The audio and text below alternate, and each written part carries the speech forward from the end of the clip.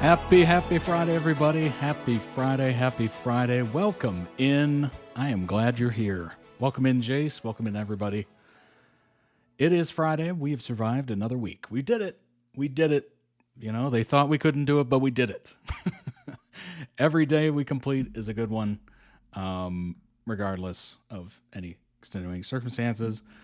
It is what it is. We have 5 amazing member-requested videos for you today. These are all member-requested off of toddreacts.com. If you would like to guide the stream, and literally, I mean it, literally guide the stream, you certainly can. The season and series tiers are the ones you're looking for up there. Go ahead and check those out. And while you're there, check out the brand new winter collection of merch designed by yours truly. Certainly want to make sure you get it before the holiday season kicks off. The knit crew neck, of course, that is a legit sweater. Very nice, very comfy. We got the long sleeve tee, which is what I'm wearing right now. As well, we have the oversized hoodies, which are heavyweight. They're a little heavier. They'll keep you warmer, as opposed to like those summer hoodies, which are really thin. We have the fleece pullover, the hooded tee, which is what I'm rocking right now, as you can see. I think you can somewhat see the design back there. It's kind of tough angle. We got some sweatpants. We have some jammies, pajamas. Look at that. Pajama pants, pajama bottoms, and a beautiful light purple, whatever you want to call it, lavender, I suppose. And then we also have it in a very light hot pink, I suppose, as well. And then we do have some leggings behind me. Maybe you can see it. Let me duck out of the way. Lilac. That's a good name. I like that. 15% off for members of the website. Ships worldwide, of course. Quality is guaranteed. Guaranteed. I'll just click on something randomly, and you can actually see, oh, look, Google Pay. Just offering it immediately. Look at that. Makes it nice and easy. Size and fit, there is a nice size chart here as well. It gives you the numbers down here. There's more, you just can't see them. It's kind of cut off, but that should help, certainly. Every manufacturer has different sizes and cuts and all that stuff, so the size chart is definitely a good one. And as it says down here, quality is guaranteed. Look at that. If there's any print error or visible quality issue, it'll be replaced or refunded.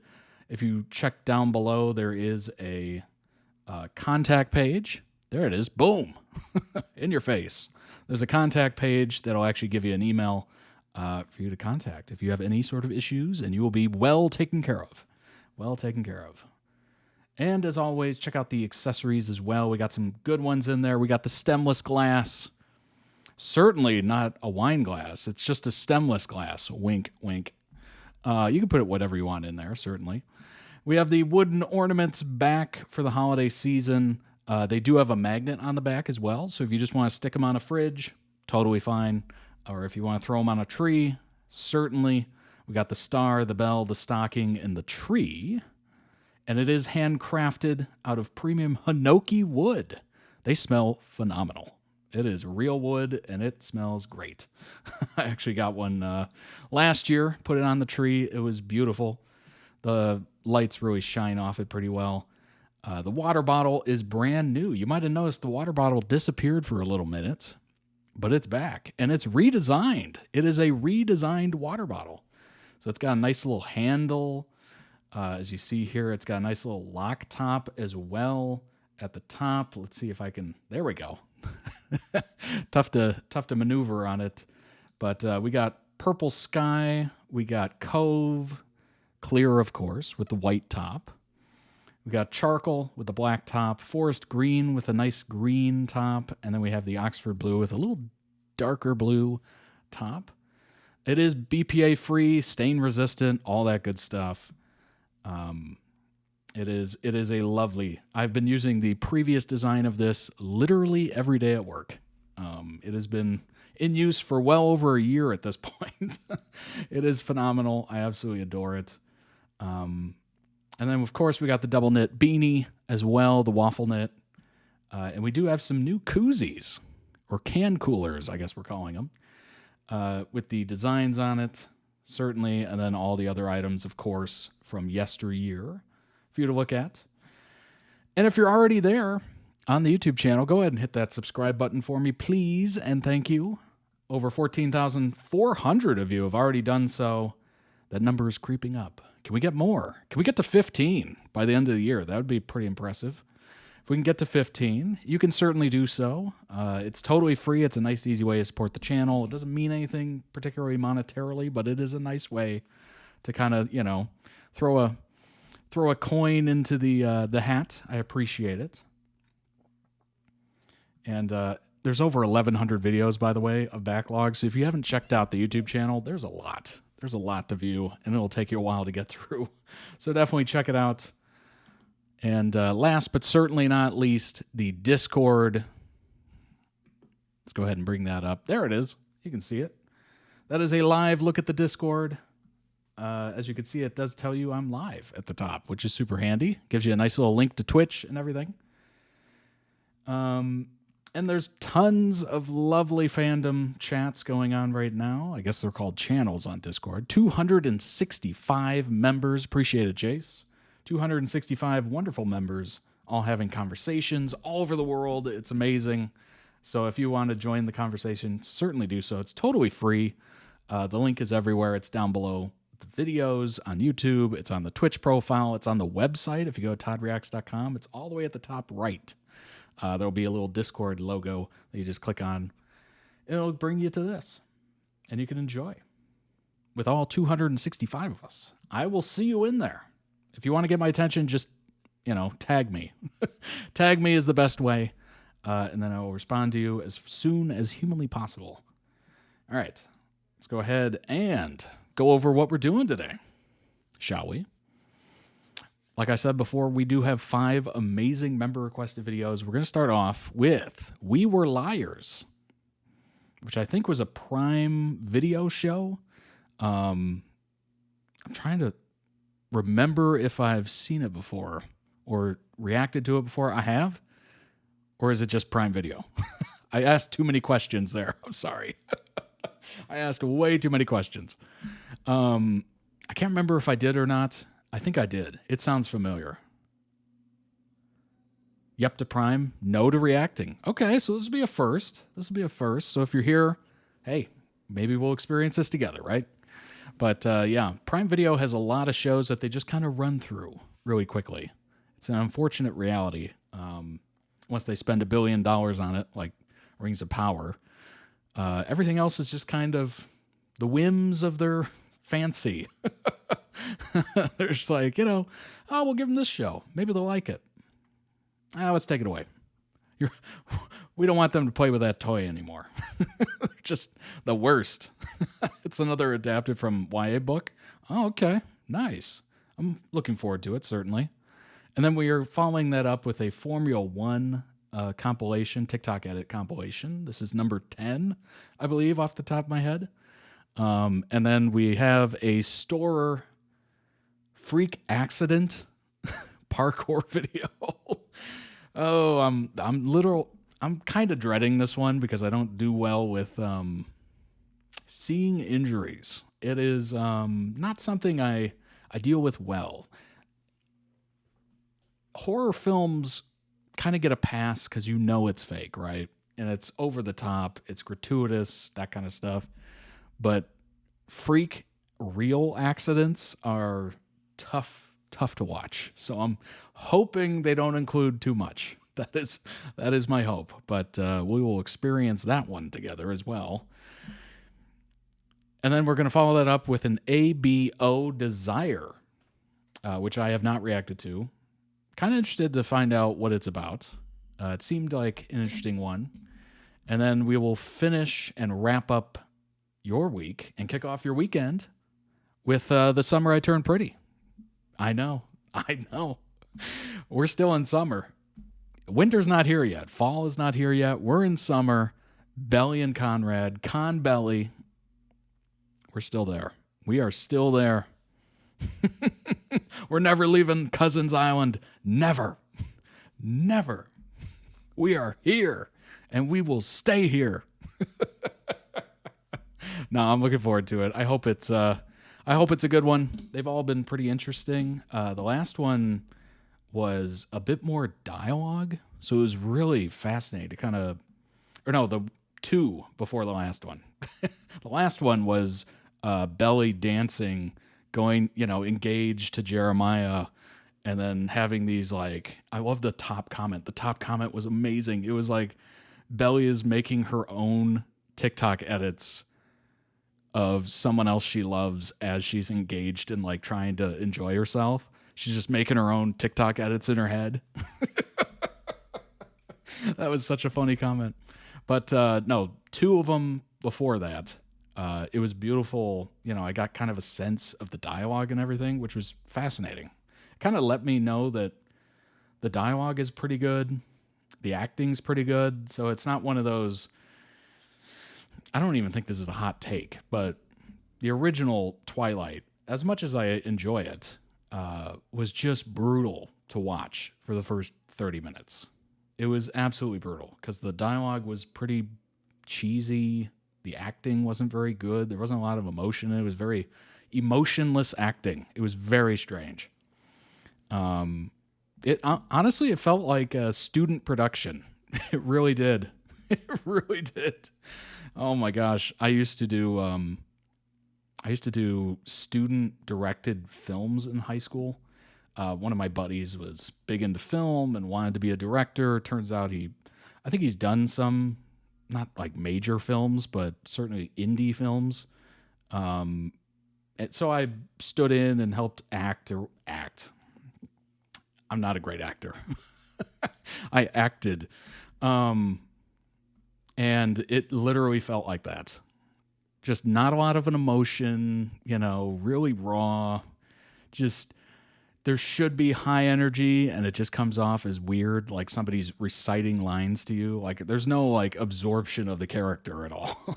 So that's what the first 30 minutes felt like. But yeah, The Summer I Turned Pretty did not feel like that at all. From those scenes that I saw and reacted to, it seemed very polished. So I am actually really excited to see where this movie kind of goes. And obviously I'll probably have to check out the show itself. Otherwise I will not get the full effect, which we might see an increase in people watching the show just because of the movie, because people want to be in on it, right? They want to be in on it. They want to be part of the experience. Like it could be just a summer blockbuster. Actually, I'm assuming it will be. It will be pretty huge. Chinese BL that was filmed in Thailand to get around China's restrictions. Now that is smart. That is smart. Wow. Good on them for doing that. All right. So that'll do it. We got We Were Liars, Formula One, STORROR, ABO Desire, and The Summer I Turned Pretty. Let's jump in, shall we? I'm looking forward to it. I hope you are as well. We're starting off with We Were Liars. Edits. That is the full title. I'm not hiding anything of that title. That is the full title. All right. Let's see here. Let me get rid of the Discord there. Perfect. All right. Let's do this. These edits are not mine. All credits go to the editors, of course. Here we go. Well, you're pretty much my favorite person on this whole stupid planet. So, I am all for whatever happens next.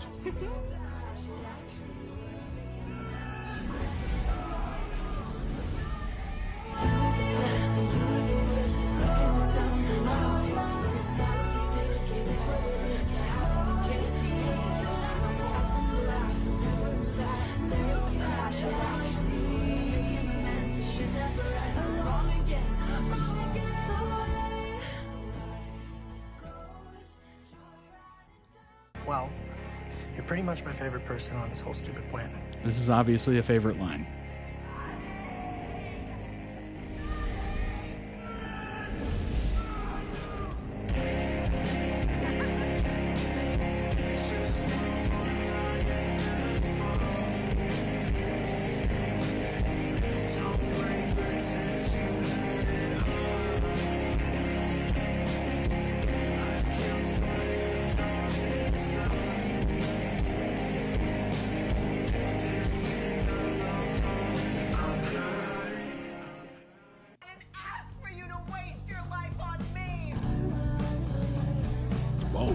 highly charged scene.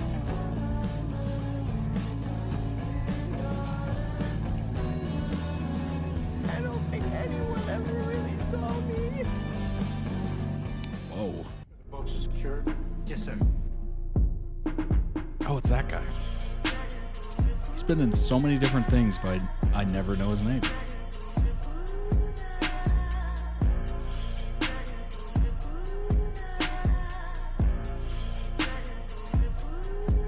Team Conrad, am I right? Yeah, but you barely know me. I know, yeah. 3 summers. No, everything's gonna get related to that. And you're so freaking weird. I like that. I like you. No to Jeremiah. So you were spying on me then.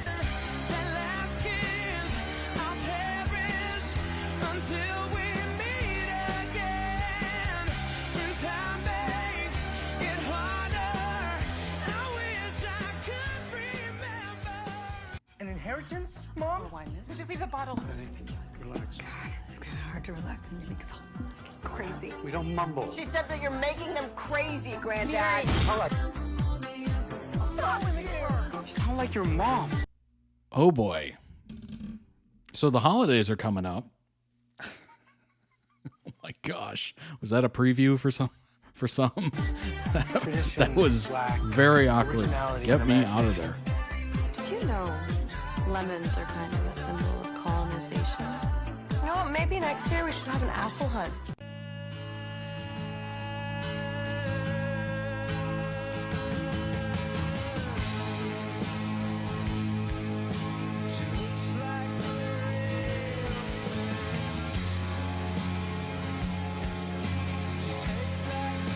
Come on, one last time.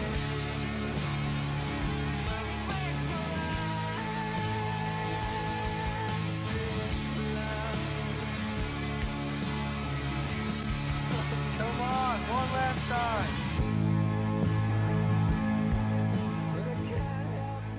You know how I feel.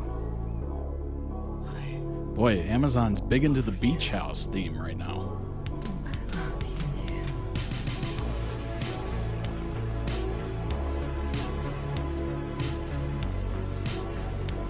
I would laugh so hard if they got a deal on the same house and they just used it for both shows. That would be kind of funny. I mean, it makes sense, right? It's all downhill from here. Real life, about how I was. I'm King, Michael Jackson, all this shit. Say what up to Maggie, the shoe. Say what up to Betty. Say what up to life. I'm telling you.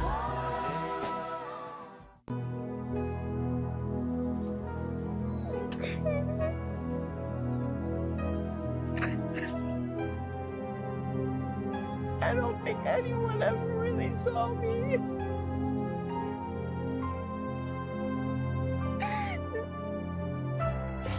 No, no one ever will. Look at me. Why are so ignorant? And I'll see you for the rest of my life. I'm so tired, Katie.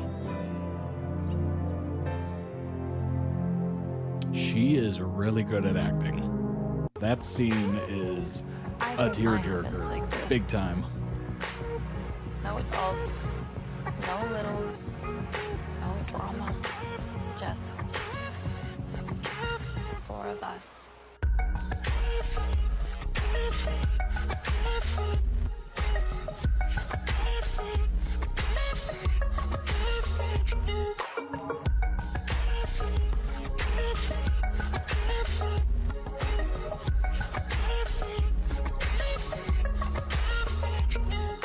Tell me how did we get so cold? She deserves better than some guy who completely forgets she exists when he's in a hammock with his best friend.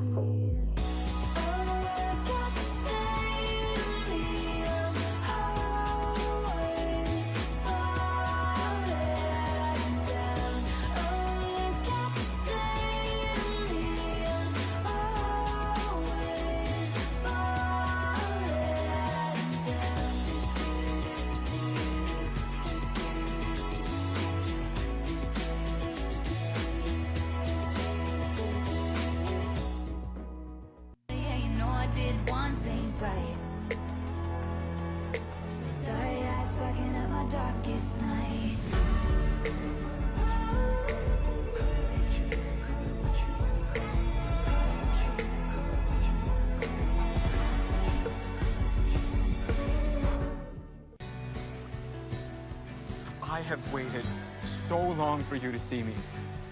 The truth is, people like me just exist in the background of the story you tell about yourselves. That's it. That is bullshit, yeah? You're my best friend. I have been in love with you since we were 12. Oh, You never saw.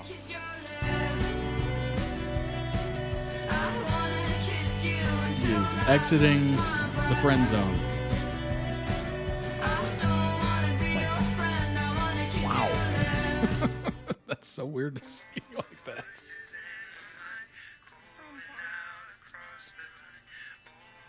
That's a risk. It's always a risk, right? Jeopardizing everything for stepping out of that shadow and letting it be known. That is an absolute crazy risk, but sometimes you gotta take it. I don't know if you've ever been in that situation or know somebody that's been in that situation.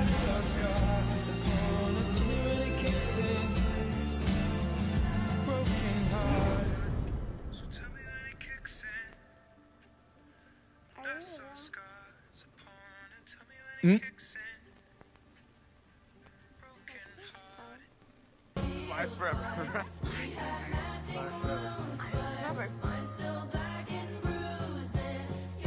All year long. You can come to the hospital or call.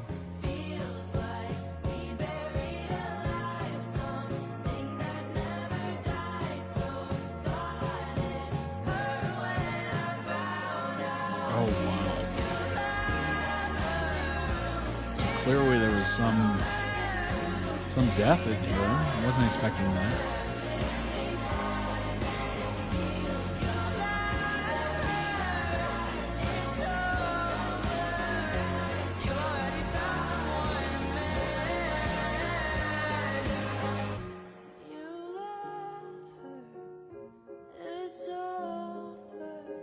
We don't really want you to shut up. When we say that, you just made me love you. Shut up.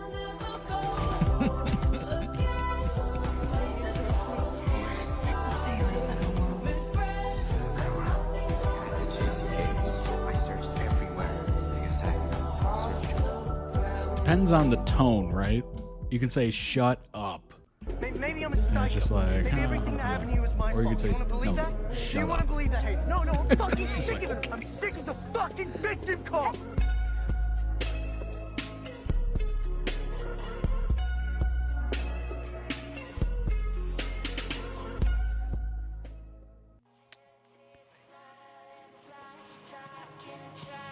It's okay, everything's cool. I love you.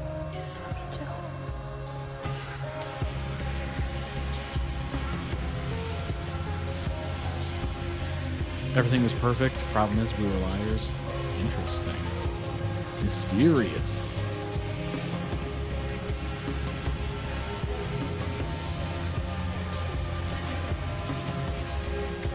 I'm surprised I didn't get any. Maybe I just don't remember. But I don't feel like I got any answers. Nothing compares, no worries or cares, regrets and mistakes, their memories made. Who would have known how It was renewed for a second season in September. this would taste? Sorry, I lied. I don't want to burn again.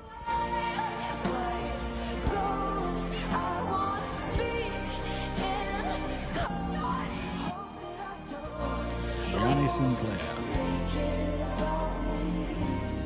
It's so funny that name sounds rich.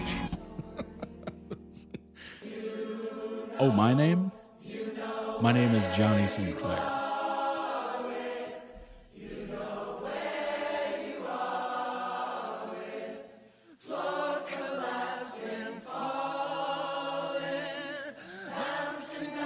Oh my.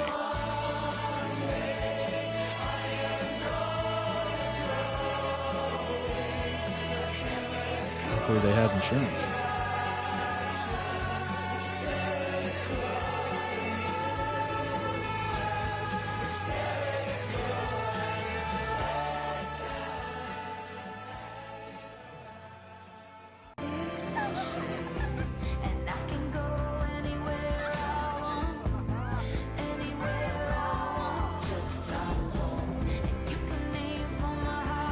quota has been met.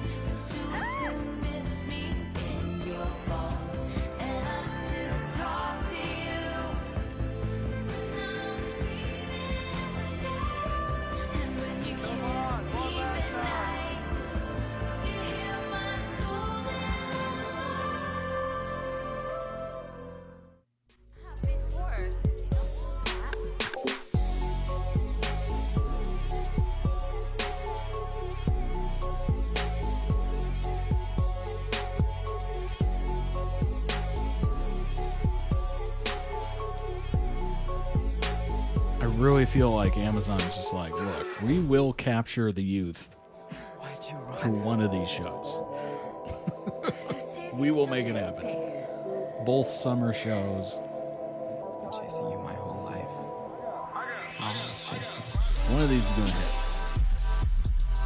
Maybe it's both.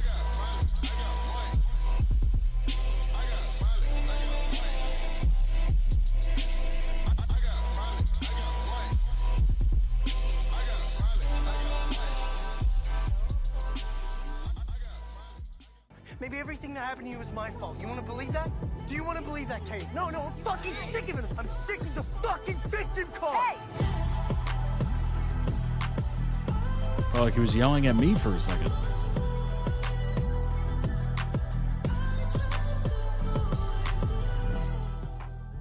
Now Paul is a real estate novelist who never had time for a wife. And he's talking with David, who's still in the Navy and probably will be for life. And the waitress is practicing politics as the businessmen slowly get stoned. Yes, they're sharing a drink they call loneliness. But it's Chablis. better than drinking alone.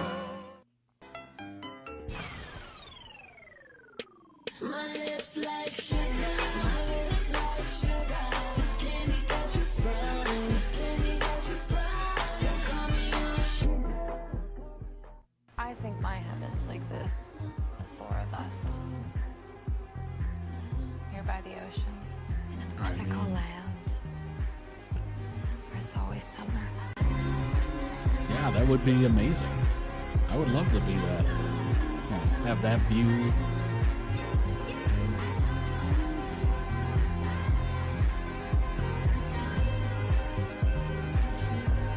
And to be a kid, too, with no bills, no responsibilities.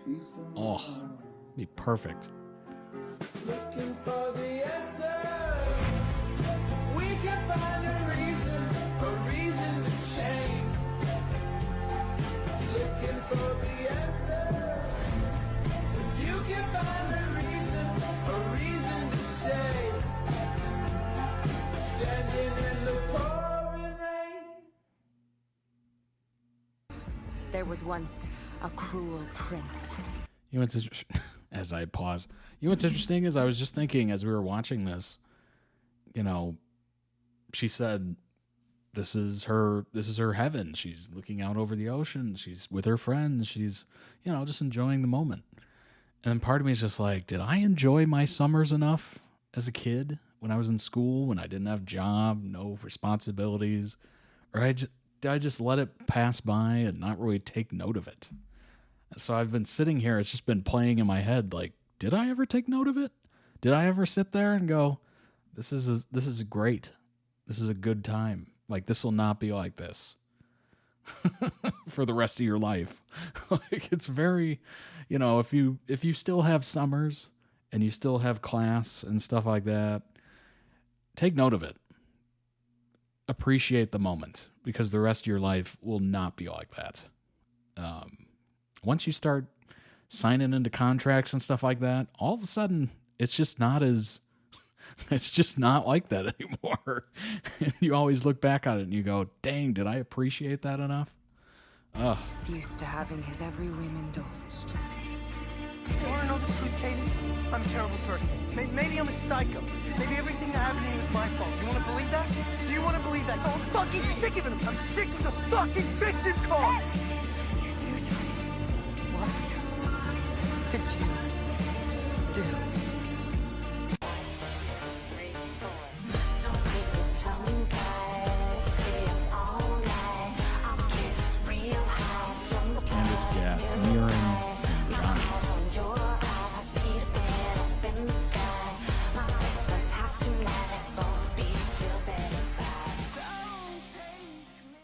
interesting. Stop coming at me. And if I don't?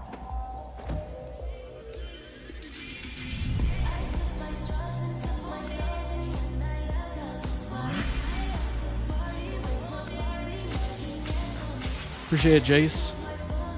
What's up, Sukor?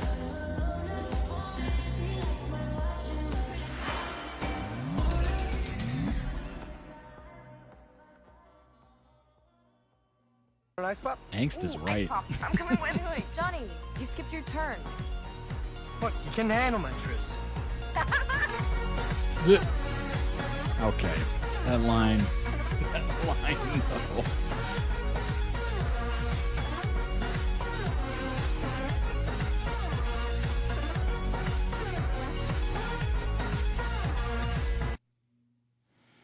Excellent edit. Excellent compilation.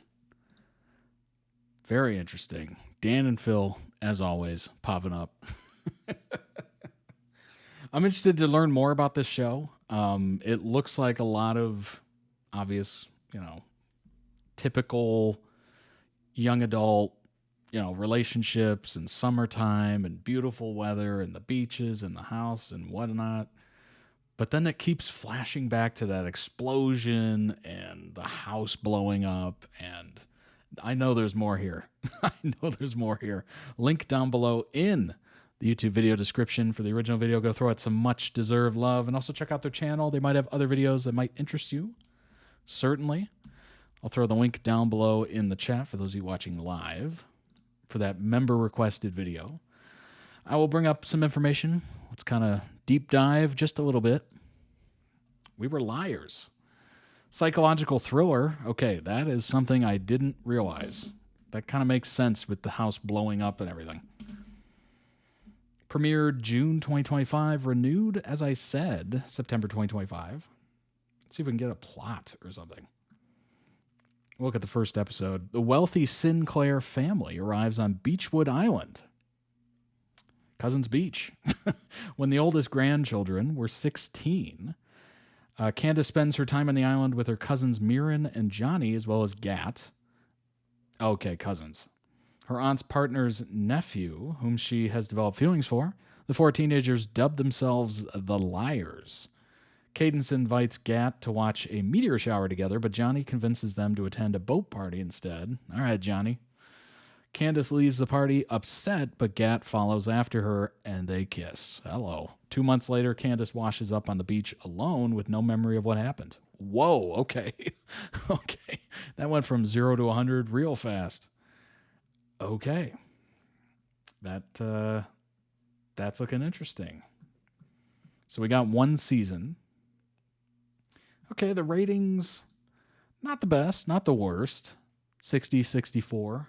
Top critics, same. So 60, 64. So the audience is a little warmer on it than the critics. Sinclairs are American royalty, known for their good looks, old money. Not like Gatsby, they got old money. They're like Daisy. And an enviable bond. After a mysterious accident changes Cadence Sinclair's life forever, everyone, including her group of friends, seem to be hiding something. Oh. Okay. Interesting. So she washes up on shore and everyone else is just like, what? I didn't see anything. I don't know what happened to you. Interesting. Let's see if we can get a little bit more details here. Oh, here we go. Get some reviews. Let's see what people are saying. The critics. For all its visual appeal and hints at deeper themes, the series doesn't quite hold up under closer scrutiny. That's very general. This soapy teen series is a fun summer diversion. Okay. But it doesn't bring much new to the table aside from a wild ending twist. Oh. Okay. Something to look out for. Dreadful writing, zero chemistry, a plot twist that comes too late, and animal cruelty. Hello. Newsflash. Dang. Okay. Dreadful writing, zero chemistry, Animal cruelty. I wonder what they're referring to. References to King Lear in fairy tales are laid on thick. At least it's pleasant to look at, like a Duchess of Sussex mood board come to life. Says the Daily Telegraph. Soulless drama, a teen thriller that talks too much and says too little, but does so in very good light. Unlike the best Eat the Rich mysteries, this is painfully lacking in the laughs department. Probably takes itself a bit too seriously, but you won't regret sticking around for the final reveal. It's so bonkers, it's beyond the guessing game. Really? Okay. I like that. I like that, it'll keep you guessing and you can't guess it. I do enjoy that. Nothing is worse when you're watching something and you're not even trying to, figure out the plot. You just happen to think of it, like it just happens passively, just watching it. Oh, that's the worst. The novel's teenage readers will no doubt eat up this adaptation. Okay. And that's all that matters, honestly. If you read the book and you're looking for the adaptation and you're excited about it, hopefully you enjoyed it. We Were Liars. Let's get rid of all the extra stuff. Author teases a returning cast for season 2. New stories will happen. Okay.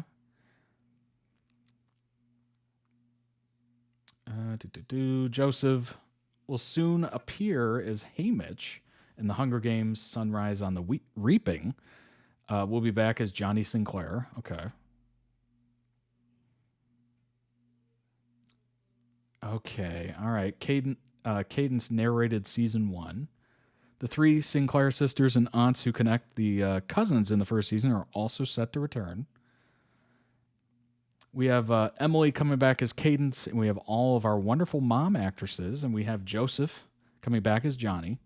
New stories will happen in all those characters in addition to all the Family of Liar juiciness. Juiciness. Critics don't tend to be a target audience for YA. Oh, yeah, 100%.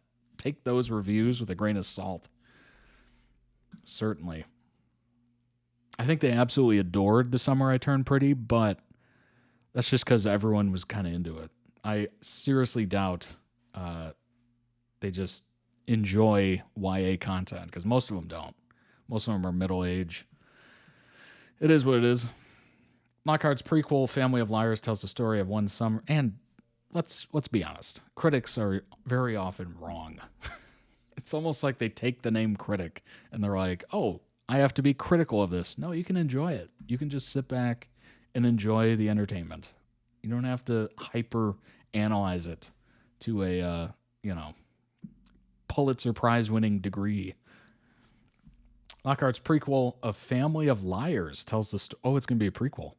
Story of one summer when Sinclair sisters Carrie and Penny and Bess had their own mysterious happening on Beechwood Island when they were teenagers. The plan is to interweave that material with the younger generation storylines and cast younger versions of the 3 Sinclair sisters as well. Oh, okay, so second season is going to be a prequel. Interesting.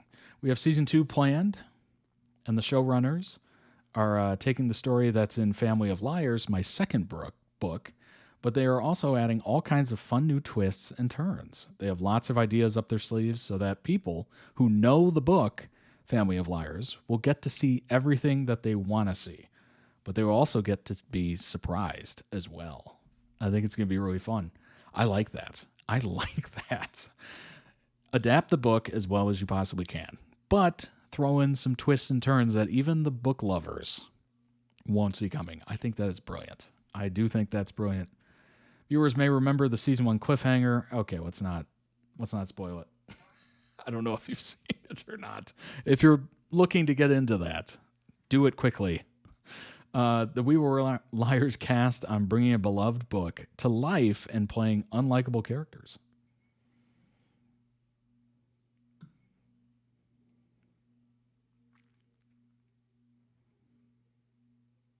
Oh, it was filmed in Nova Scotia. Interesting. All right, let's see if we can turn that into a... There we go. That's easier to read.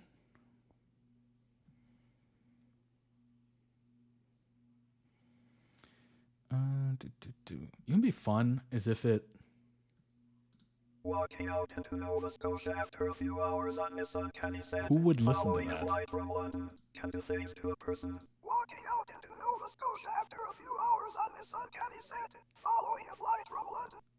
That is the auto reader for Firefox, the browser.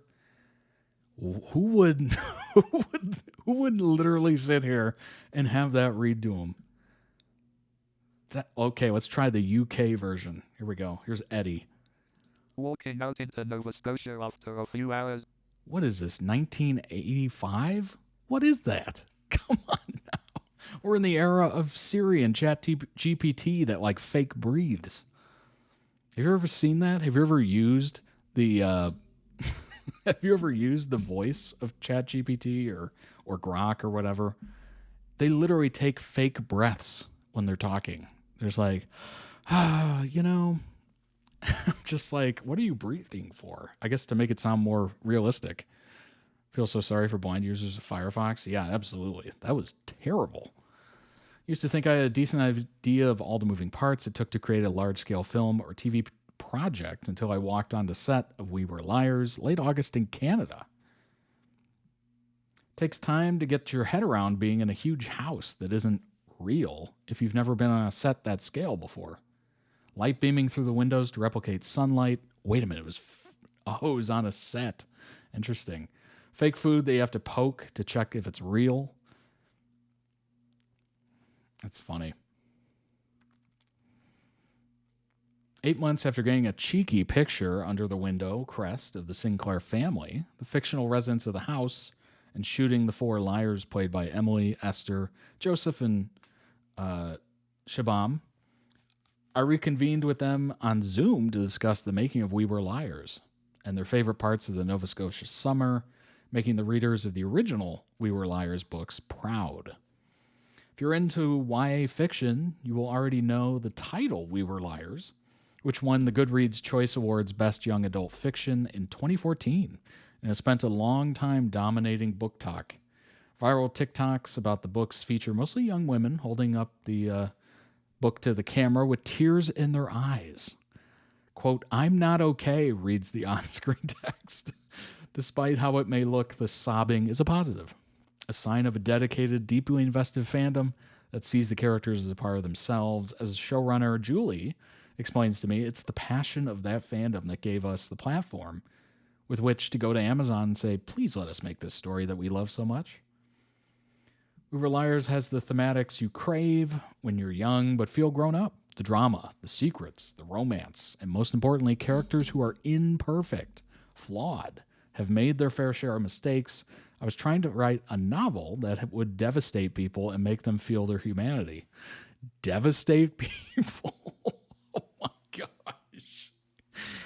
Wow.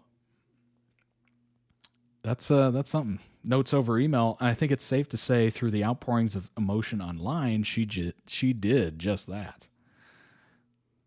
I wanted to devastate people. What an author. I like that. If we were to strip back everyone's lives and look at it with a magnifying glass and see the true self behind every single one of our facades, we'd be goddamn unlikable too. Nuances of damaged characters, family dynamics, and wealth disparities run through the show, and protagonist Cadence is in the depths of it. Quote, "There's so much about Cadence that is unlikable, and I say that with all the love in my heart. But in the end, if we were to strip back everyone's lives and look at it with a magnifying glass, etc., just read it. As the show opens, Cadence wakes up in a newly built brutalist home in place of her childhood summer house, the Martha's Vineyard-style Sinclair estate. No one is telling her what happened on a fateful 2015 summer night that changed everything. It's up to the 17-year-old to figure out for herself. Although it's not just the teenagers in the whirlwind, every person in the family is hiding something. Oh, interesting. I am immediately interested. Some of my favorite scenes are with the moms.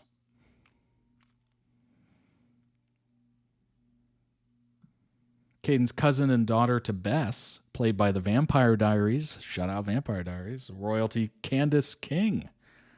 Esther's eyes widen as she reminisces on the drama. That mess is just curated in heaven. It's so infatuating and entertaining, but also preposterous It's interesting because the kids project this idea of perfection on the parents, which then in turn want to be. Indeed, while the four liars have their own covert,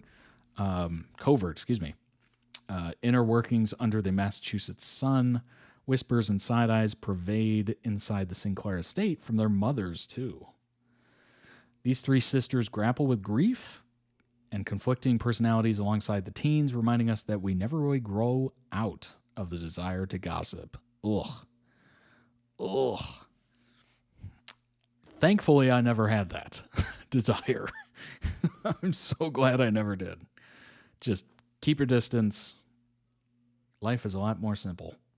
Whilst the wealthy Sinclairs deal with their family politics, there is a liar on the sidelines watching as an outsider's perspective that may align more with the viewer's own, Gat. Played by Sabam, this is his very first role. Wow. Secured after spotting the We Were Liars casting call on the talent search website Backstage. Gat, who has a working-class background, is of Indian descent, has the social awareness to see through the facade of the Sinclairs. He attends the estate every year as his uncle Ed is in a relationship with Carrie, and his close friendship with Cadence grows near to romance as the summer adds up. Complex relationships are essential for any good teen drama, of course. Looking at you, Belly. But the dynamics between Cadence and Gat in particular, as well as Gat's relationship with the rest of Sinclair's, is a focus that invites the audience to really consider the privileges these characters have despite their personal troubles. He was great in iZombie? Nice. I feel like most of us can, at some point in our lives, relate to the feeling of changing yourself to try to fit in, you know? Being someone else just so they can fit in, but they're still feeling out of place. Oh, yeah. Welcome to university. Welcome to university. I'm sure a lot of us have felt that over the years. Hey, Cookie, what's up? Welcome in, welcome in. Happy Friday, of course. Between being a teenage girl navigating domestic fallout, young person trying to mold themselves in an uninviting world, it's unclear why young people have latched onto We Were Liars' story and why their anticipation to see the novel adapted is so apparent. Quote, it's got the thriller aspect, the humor, the family, which is funny because that critic was like, it's got no humor. Literally, it just mentioned humor. The family lore, love, hate, deceit, really encapsulates a lot. All the intrigue that you would want when it comes to the show. Back in the 2000s, the golden age of teen drama television, Gossip Girl, XOXO, The Vampire Diaries, of course, Pretty Little Liars, a classic, right? Signed A.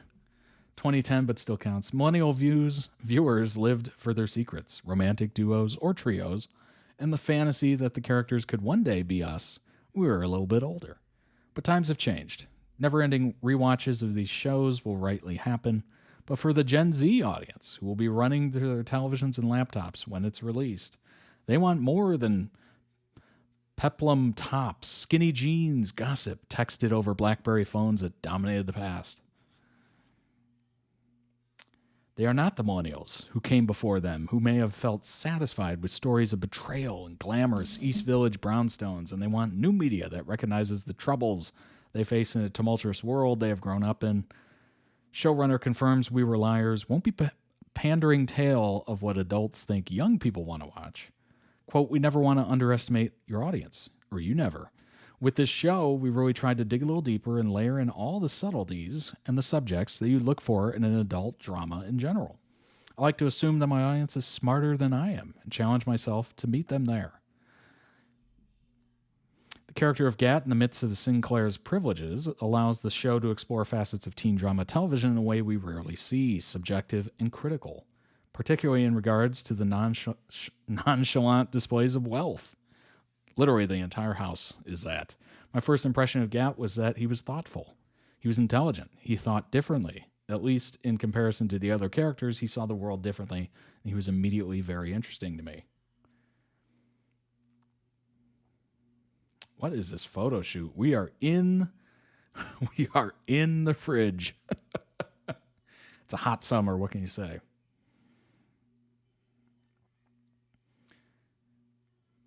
Classic politics of watching rich people navigate their lives on screen aside, there's a solid escapism to be found in the world of shows like We Were Liars.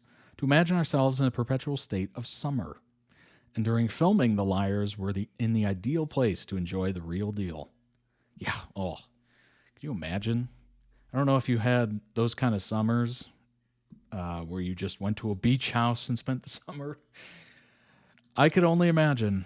I only went to that kind of thing maybe once, and it was for 2 days. And I look back on those 2 days fondly. Yeah, just getting a little glimpse of that kind of thing was just eye-opening. Like, whoa, this is totally different. This is completely different. This is how people live? Whoa. For the short time we were on set, Lind, McGregor, Zada, and I can't even attempt that. Maheshwari, I think. Hey, that's not bad, I think. Brought energy to a height I didn't think would be possible after months of work and faux daylight. There was a constant echo of laughter, scattering of inside jokes. I would listen to Lady Hear Me Tonight to get in the mood for Johnny's happy scenes, Joseph told her. Zada is an Australian-born actor who plays the charismatic Johnny, who's set to play young Haymitch in the highly anticipated Hunger Games Sunrise of the Reaping, on the Reaping. Despite Johnny's breezy personality and position as the jester of the Four Liars, he holds a higher purpose for the show's dynamics as he explores his sexuality. I would dance in front of everyone as well because Johnny's such a loose character. I feel like dancing in front of people because I suck at dancing. Made all the acting biz a little less silly. It's funny.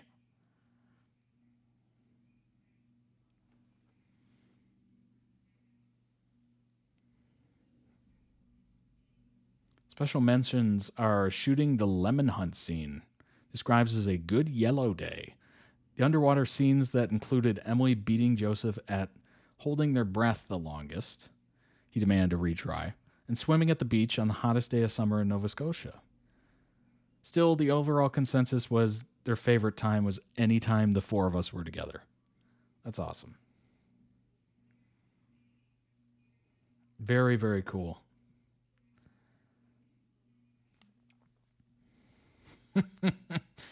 That's funny. Quote, it was really, really important to all of us that it did justice. It felt familiar, it felt familial, and it honored the book. Emily tells me. It lives alone as its own entity, and it's been there for so long, kind of like someone you know who's been single for a few years, and now they're ready to start dating someone. Hello. And we're their new green flag boyfriend. Like all good boyfriends, everyone can't wait to hard launch. No more close friends, teasers of the back of their head, or maybe like an elbow in the frame.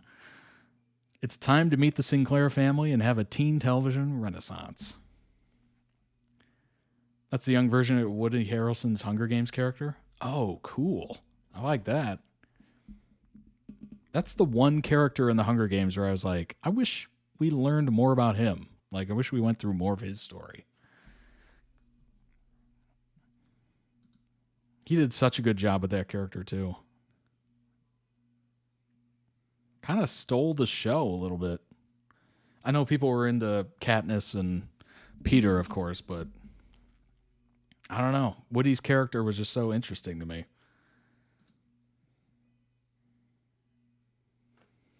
Well, there you go. We Were Liars. Check it out. Check it out. Seems kind of interesting. Obviously, no spoilers were released, or tried to. No spoilers were released. I'm still questioning a lot from, from trying to figure out what the heck's going on. The main twist, of course, I didn't look over and go over with you all, but I figure it just came out, a couple months ago. We'll let it slide for a little bit. Okay. So if you haven't checked it out, check it out. If I do another one, if I react to another We Were Liars, I'm spoiling it. I'm going over all of it. That is a promise. So if you want to check it out now. All right, let's move on to the next one. It is Formula One TikTok edits compilation part 10.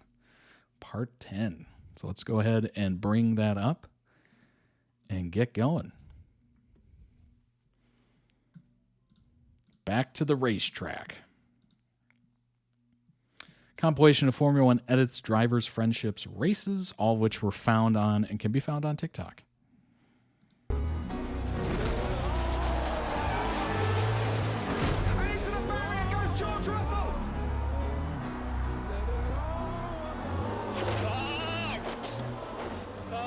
I'm in this bitch. George Russell wins the Singapore Grand Prix. Was on the outside looking Oh, at this yeah. bitch, but now I'm in this bitch. Yeah. I'm in this bitch. Looks like the cat did a number on you, Vienna.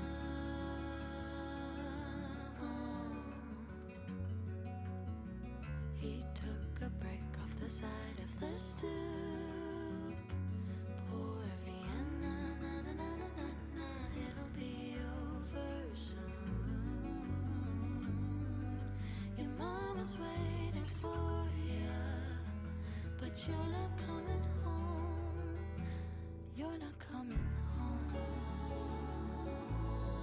He's a good kid, and I think he will go a long way. He will be the man of the future, so I hope that he gets the car that he deserves. Fall apart when nothing's new, nothing's new, nothing's new, nothing's new, nothing's new, nothing's That is extremely nice. nothing's new, nothing's new, nothing's new, nothing's new, nothing's new, nothing's new, nothing's new, nothing's new. Firstly, Carlos, I'm driving. I'm driving.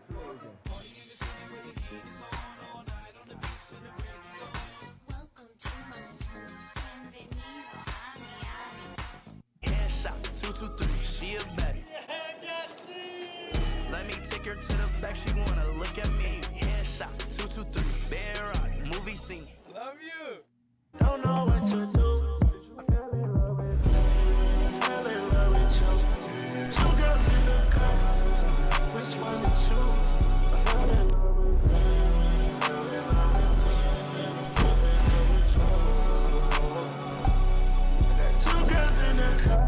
I don't know who to choose. I got this feeling on the summer day when you were gone. I crashed my car into Mother of rookies.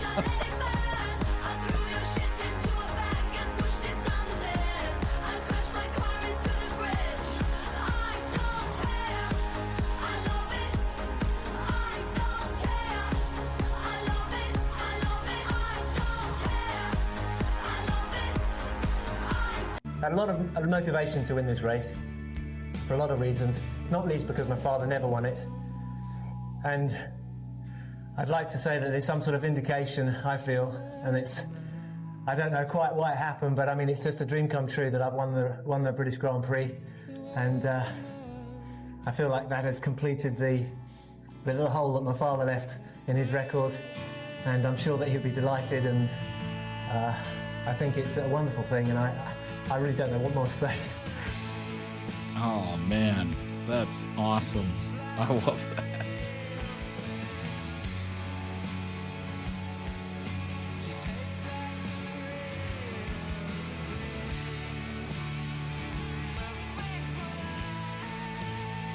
That's really cool.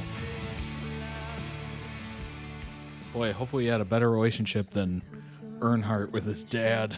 Oh my gosh. I watched that documentary not too long ago. That was quite the story.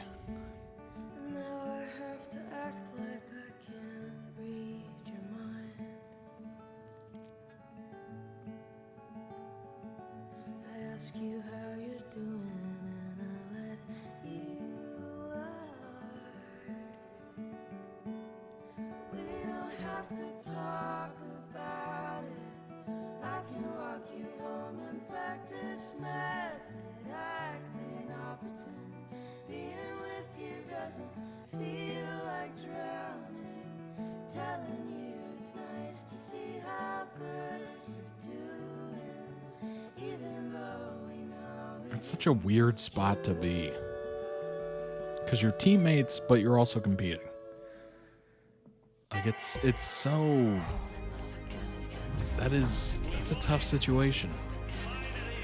Like in basketball or football or whatever. Or football.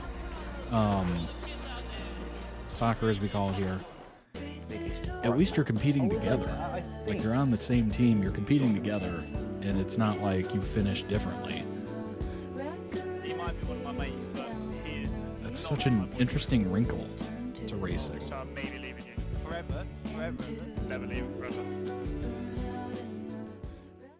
You finally, you make me wanna say, Oh my gosh. Oh my gosh. He's got his teammate on the right-hand side, super aggressive into this one. He hit Max Verstappen. So are we cool with Lando just moving out of the way, or?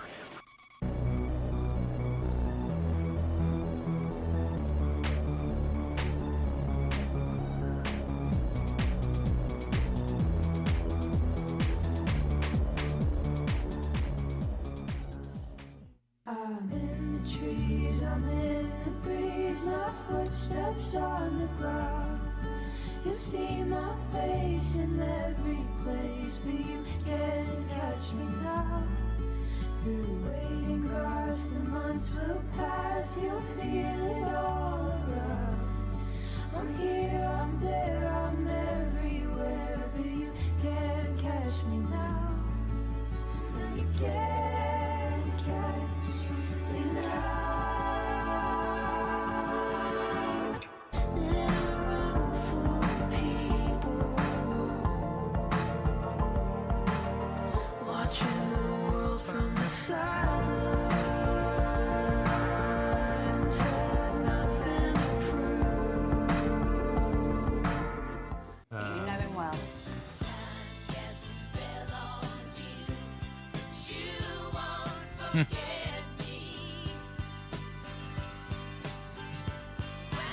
It always comes back to the Mercedes boys.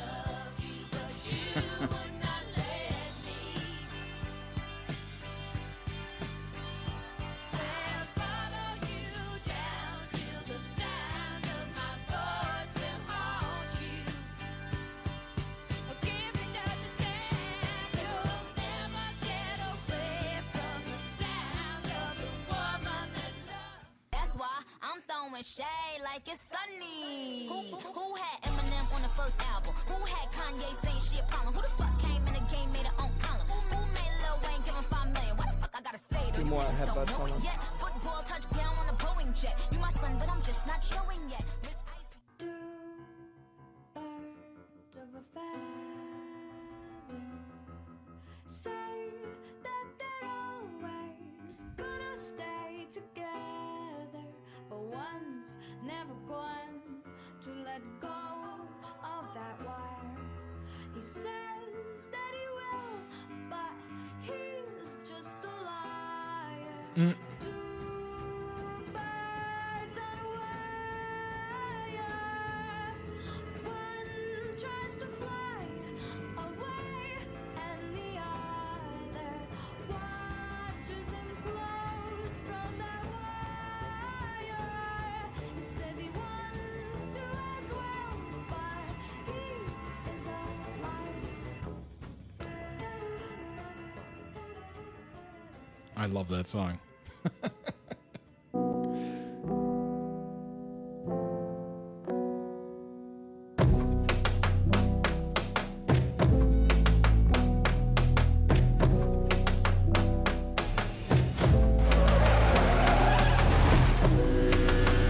First F1 night race? Seriously?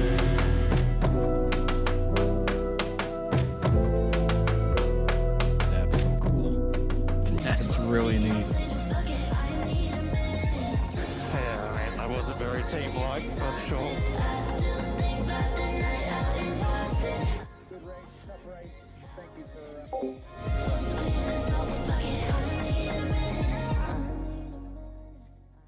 Don't Don't you worry, pal. You had a good run. Enjoy your retirement. Storm takes back the lead. Unbelievable! The queen is fading!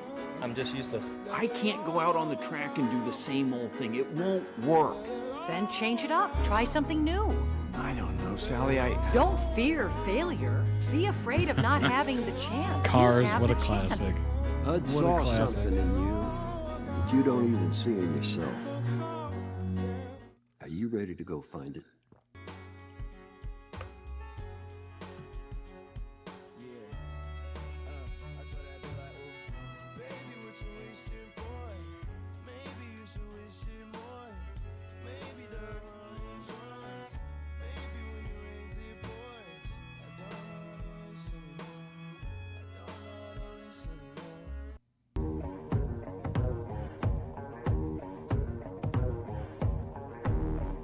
Human beings in a mob. What's a mob to a king? What's a king to a god? What's a god to a non-believer who don't believe in anything? You say too late to start, got your heart in a handle. It was 60 degrees. You say too late to start with your heart in Slow the beating, slow the beating, slow the beating. That's it. I don't believe in it. Jeez.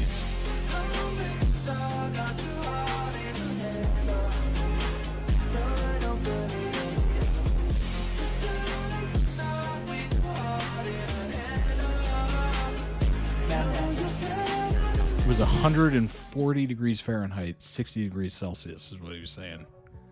That is... Might as well have a pizza in there. Start to cook something.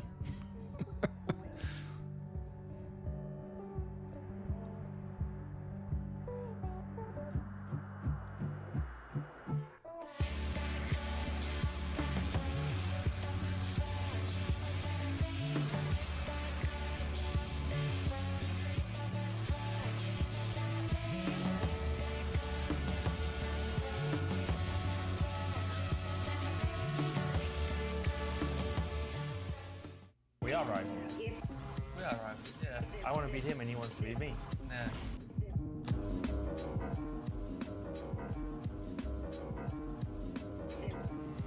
I just looked really quick. The just to put into perspective kind of a difference or similarity, I suppose.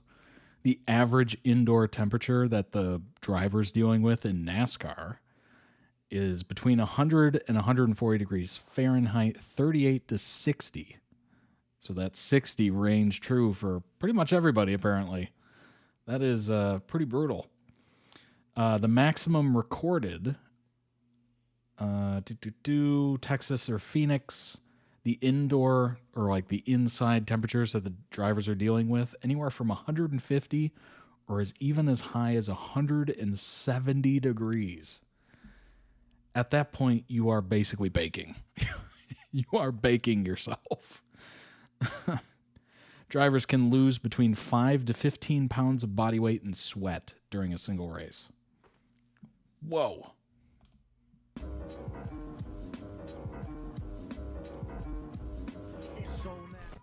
I'm in the trees, I'm in the breeze, my footsteps on the ground. You see my face in every place, but you can't catch me now. Through the waiting grass, the months will pass, you'll feel it all around.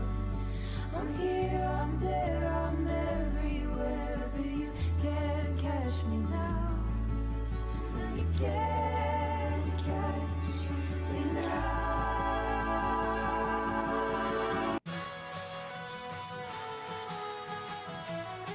Did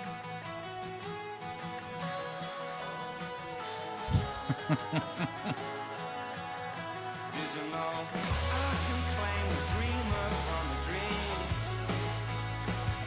Make you feel everything you've never even seen. I believe I can fly. I believe I can touch the sky. Okay, that's enough. Boy, my generation is really taking over, huh? And the generation behind me? Oh my gosh. Just to get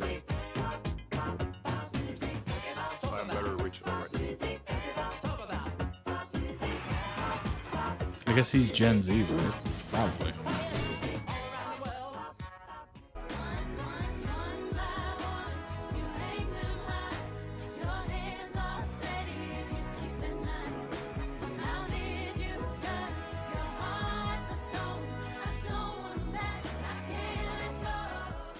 I do, you know, the Pierre and Esteban when we were 6 years old, when we were 12 years old, He's 18 barely years old, now Gen Z. 26. We grew up a lot. We've grown up a lot more mature, a lot more responsible. If you could design one custom feature for next year's car with no FIA limits, what would it be? Custom feature? Driver intercom, radio to radio, just chat. Oh my god. Alex, please comment my lap. Wow, you break all those notes. Even one of himself. I think you can break normally. That would be world champion, I said. hilarious. Please, Lando. Lando!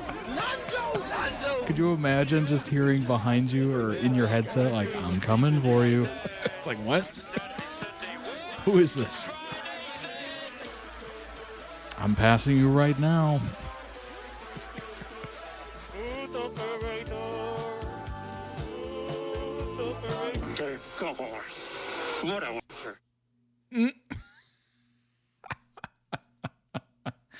Oh my gosh. Link down below in the YouTube video description for the original video. Go throw it some much deserved love. As always, check out their channel. They might have other videos that might interest you. For those of you watching live, there is the link. Let's pull up some information on the latest Formula One. Here we go. Sao Paulo GP Grand Prix. Here's some best photos from, let's see, this was November 7th, so literally today. That's when it was edited. Date taken 8 hours ago. There's Max and Yuki. Nico. Lewis. Liam.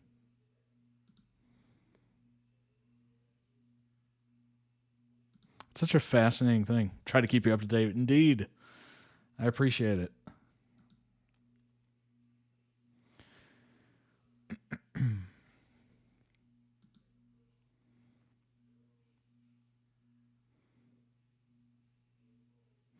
What's funny is I actually saw the Aramco team take off at the airport. That was kind of interesting. I was just randomly there picking up somebody, and sure enough, there was a ton of people with like all wearing the same thing, like same pants, same shirts, huge like custom coach bus or whatever. And they all, literally their pants said Aramco, their shirt said Aramco. And I'm like, what is that? And then I saw the Aston Martin symbol and I'm like, oh, wait a minute. I think that's Aston Martin's Formula One team or something. Certainly related. Lando, Esteban, signing some things, of course.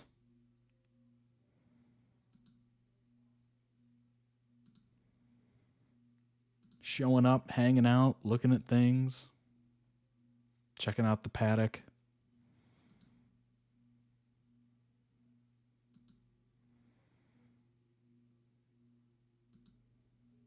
Obviously, the drivers get to hang and whatnot. Pretty cool. Pretty awesome. Lewis Hamilton, Ferrari driver questions secrecy of Formula One steward's decision after lack of clarity from Mexico City GP. Lewis Hamilton thinks there's an issue with transparency and accountability with steward's decision regarding racing. All right, let's try to figure this out. Question of the steward's secrecy over decisions. Hamilton was given a 10-second penalty for leaving the track and gaining a lasting advantage in a dramatic battle against Max Verstappen last time out in Mexico. Verstappen was noted for cutting the corner twice, at the start and when racing against Hamilton, but not penalized for either. Asked if the steward's decision was something he wanted to get a little better understanding of, Hamilton said, "There isn't any clarity. I think that's probably a big part of the issue. Transparency and accountability. Secrecy of decisions are made in the background. I think it's something that definitely needs to be tackled, but that's probably something that needs to be done in the background, I would imagine.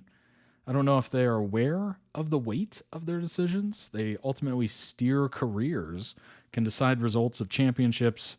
As you've seen in the past, some work needs to be done there." It's kind of the same thing I feel with NFL replay. Like there's this booth, and then they watch things, and then they try to make a judgment based on rules, and it's just like, I don't know if they ever quite go over their decision very much. Kind of a similar aspect where these decisions get made and there's no transparency, there's no like press briefing afterwards or anything like that. George Russell was also confused by drivers allegedly going unpunished for cutting corners. It was a get out of jail free card. Ooh. He said ahead of this weekend's Sao Paulo GP that changes should be made to the first corners. "I was very, very surprised to see these drivers get away without penalty," said the Mercedes driver. I think when you look at Monza, if you miss the chicane, you've got to go through the polystyrene blocks and you lose a lot of time. The only solution would be to just gravel that whole section. I personally don't like that corner at all. I don't think it's good for racing. Turns 2 and 3 only has a single racing line, so you can't battle into turn 1. Then continue the battle down to turn 4, as you can at a circuit like Bahrain, as an example.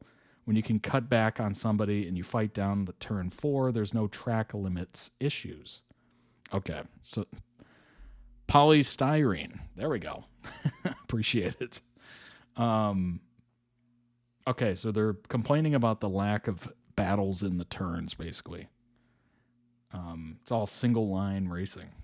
We actually briefly spoke about it before the race weekend. I personally think that the corner just needs to change entirely. Let's see. I wonder if we can get a look at it. What are they saying? Turns. Let's see. Turn 1, turn 2, 3. Can't battle going into turn 1.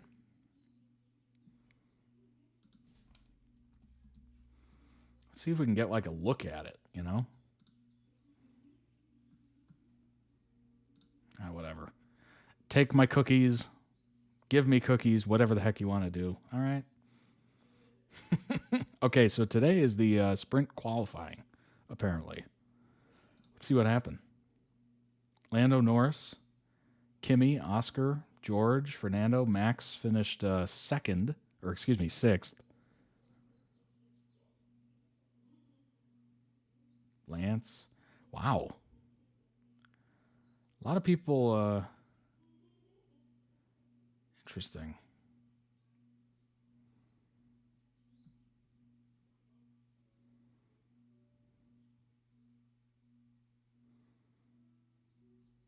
Very interesting. Kind of looking at that. I've never seen that before. I don't know what that is. All right. There's the results of the sprint qualifying.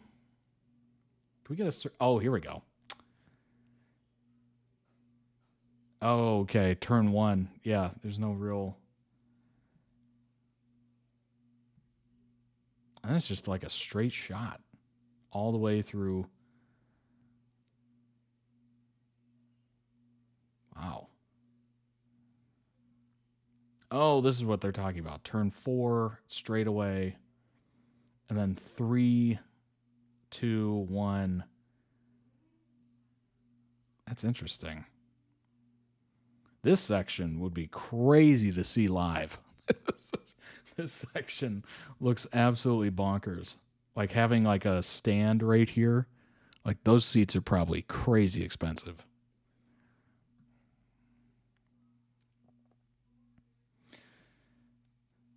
First race was 1973. The fastest lap time is Valtteri Bottas, 2018. Interesting. Lewis Hamilton backs Sebastian Vettel, only driver that can actually talk about important topics. Four-time world champion returns this weekend as he joins the paddock for the Brazil Grand Prix. Praised four-time Formula One champion Sebastian Vettel as both drivers seek to raise awareness of climate change ahead of the Grand Prix. Ferrari driver praised the German, who is outspoken on climate change views, especially since he retired in 2022.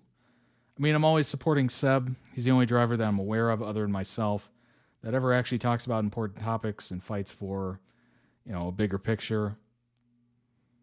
And look, we're in Brazil, where the heart of the earth really is with the Amazon, or the lungs of the earth. It's devastating to read how much is being destroyed day by day.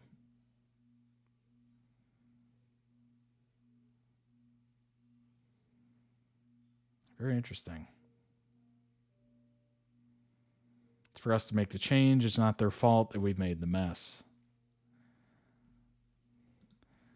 Verstappen admits he needs luck to catch McLaren drivers in Formula One title race. Admits he needs help from Lando and Oscar to overhaul an average of 9 points per race.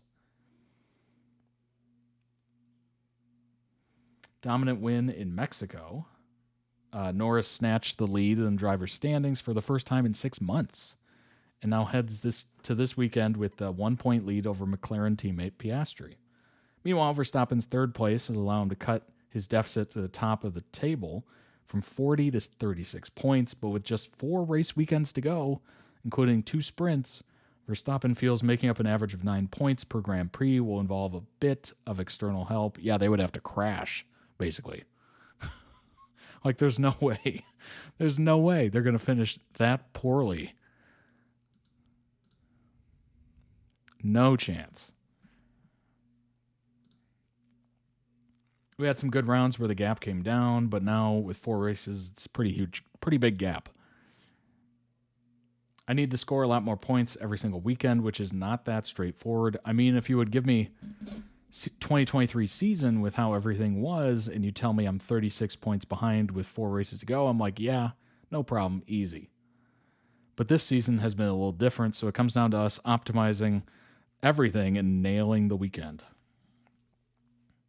Probably need a little bit of luck on one round to create a bigger offset, but we're going to give it all. And if that's going to be enough at the end of the year, I don't know. But there's also not much to lose. I mean, worst case, we have P3. Best case, we can win a championship. Norris and Piastri are chasing their first ever crown after a year of ups, downs, and drivers' mistakes. Verstappen says the pressure is off for him as he chases a 5th consecutive world title, given he hasn't had the fastest car for most of the campaign. For me, there's no pressure. Even if I don't win it, I still know that I drove a really good season. I think it'll be very tough, so you just need to be realistic in the chances that we had throughout the season. Interesting. To still be talking about being in this fight, I think is already remarkable in the first place. And yeah, for sure, it has to do with the turnaround of the team. They never gave up. That's a strength of the team. I think it's very impressive. Yeah, that is. That's pretty amazing. FIA sanctioned luck incoming. Jeez.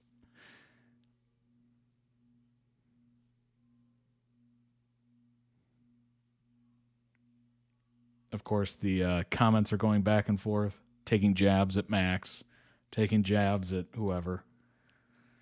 Classic, right? Mentality, approach, and preparation have improved. Lando Norris was 34 points behind teammate after the Dutch Grand Prix in August. The Briton, 25 years old, retook the lead from McLaren teammate Oscar by 1 point after a dominant win in Mexico City. Norris has been an impressive run since early September, has now finished ahead of the Australian in 5 straight races. Mentality has improved, approach has improved, preparation has improved, but also consistency, Norris said. It's not like I've won the last 6 or 7 races, but I've been consistently out here and consistently scoring points. It's actually the thing that's given me the biggest boost over the last few weeks. Yeah, that's kind of interesting how you don't have to win, really. You really don't. You just have to consistently place well, basically. It's kind of interesting. Norris has gained 35 points on Piastri since the Dutch Grand Prix at the end of August, which Piastri won while Norris retired with fuel line failure. That result made Piastri a strong title favorite, especially in the context of his consistency throughout the season up until that point. Norris is still 1 victory short of Piastri's tally of 6 so far this season. Norris rejected the idea that he'd be taking more risks since that race because he felt he had nothing to lose. Quote, maybe in qualifying, you think? Well, may as well just go for it. But it's not like every approach, every lap I do is, I've got nothing to lose, let's try a bit more. That's certainly not true. I definitely wouldn't put it down to that. I would put it more down to just having worked hard and having a very good team around me. I'd put 99% of it to that. 1% a mix of various different things, but most results coming from work done rather than mentality or things. Yeah. 99%, F it. You might as well go crazy. Yeah, there's no way he was going to say that. All right. Let's go ahead and jump into the next one, which I am hesitant. I have a bit of trepidation over. I hope they don't show a lot. But it is Rare Parkour Freak Accident. STORROR. What's up, Hopeful? You don't have to worry about the STORROR video. The accident's not that bad. It only takes place in the last 2 minutes. Oh, okay. Okay. I appreciate you. I appreciate you greatly. Oh my gosh. I was kind of dreading it a little bit. Not going to lie. But that fills me with hope. Speaking of hope, hopeful. Appreciate it. Thanks for being here. Happy Friday as well. Let's go ahead and jump into it, shall we? Jump into it. I didn't plan that.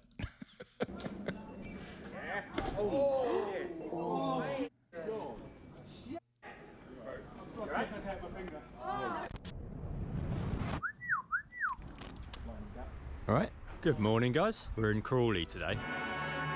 An interesting place. It's one of those new towns that popped up in the 50s and 60s when they were trying to encourage people to move outside of London. Crawley became an urban district where a variety of companies now give employment to more than 19,000 men and women. Yeah, this is the spot. We're in Broadfield, Crawley. To be honest, it's a bit kind of degraded. It looks like it doesn't really get used much, but it's perfect for us to jump around.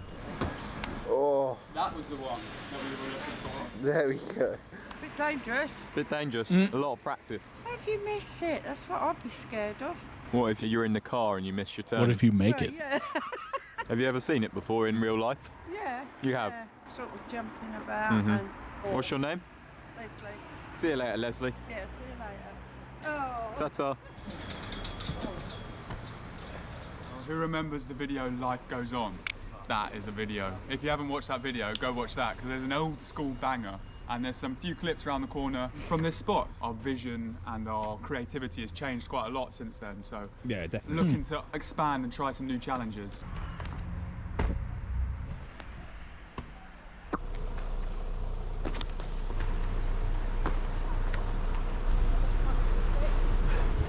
Said it made her feel sick. I don't think that's a compliment.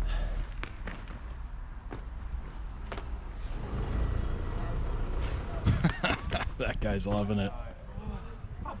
You were right, mate. That was all thanks to this guy over here. I appreciate that. That was all because of you I did that, honestly. Thank you so much. Thank you. Appreciate it.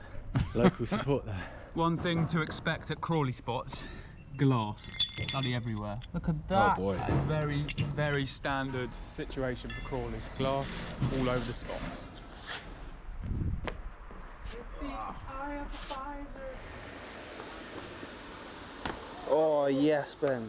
Woo, Stubbsy! Oh. I've got a bad toe from football. It's not the shoes, it's my toe from my football shoes. It's always football. Football. What do you reckon of this? I think it's great. Yeah. You like it? Yeah. Have you seen this kind of stuff before? No, I was just talking to the lady in the shop about it just now. She was thinking, oh, she was wondering if anyone was going to crack their head. Yeah, no. I love the reactions of just regular people just walking around. Gotta land. Yeah, but it's awkwardly big actually. All team is okay. I don't know who is this, but it's very nice. Yeah. I'm like, it's first time I see like that. Oh, I don't nice. know. I'm shocked because you like that. I don't see never. in my Really? life. You've never seen people jump like that? No, no. You want to try? No, man. I want. But I like. All team is okay. Thank you, man. It's very nice. Thanks very much. nice. That's Appreciate awesome. it.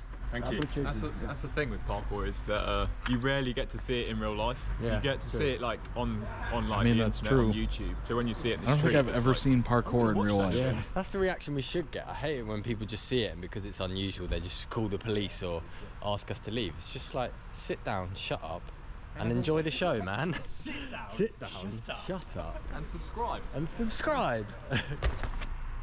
No, you. Oi. Oh! I wish this guy came around with us everywhere. Such good moral support. Everyone's invested. Pressure's on, Drew.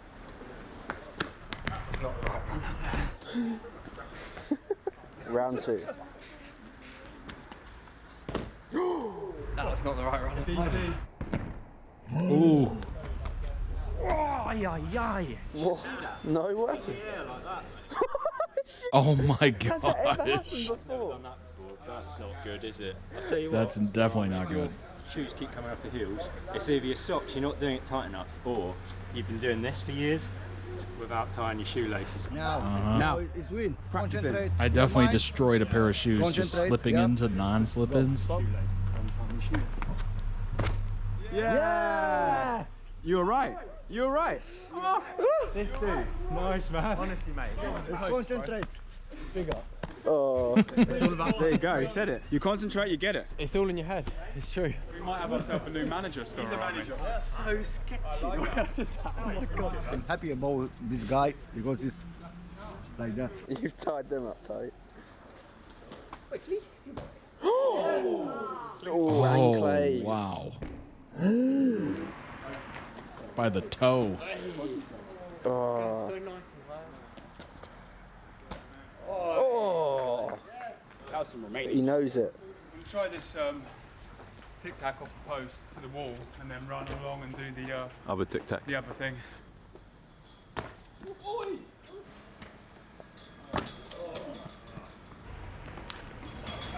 Ooh. Ooh, that is quite the distance. Oh, yes.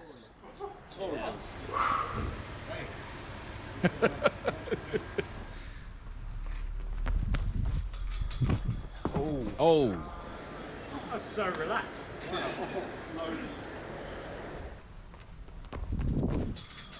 Oh, that's almost like.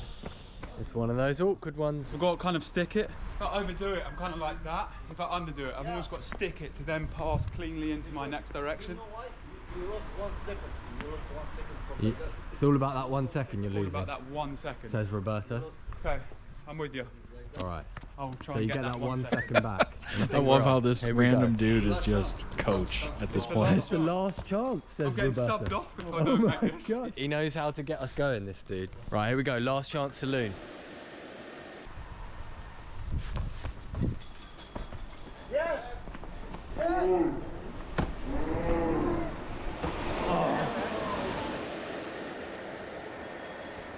Oh my god.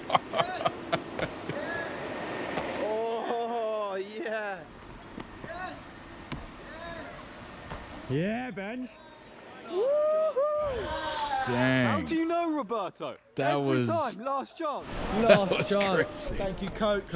Wouldn't have done it without It's you. incredible. That was so nice. I can't wait to see the moment that student and teacher are reunited here. Give him a hug. Give him a hug.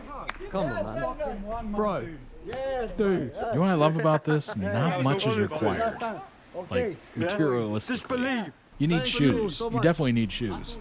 I tell you, But that is about it. last chance. Last chance was all you needed. mate. Well, okay. It was the one extra second. It was that the one really- extra that's second. really- You knew. You need shoes and a pretty decent hospital if you're just starting out. How do you know? But he knows how to get the best out of me. He really He does. really knows how to like bring out the best Mate, performance. you're incredible. Get yourself a PK manager. Might do. Last chance. About Another one. It's actually quite impressive, I'm not going to lie. There's something going on here.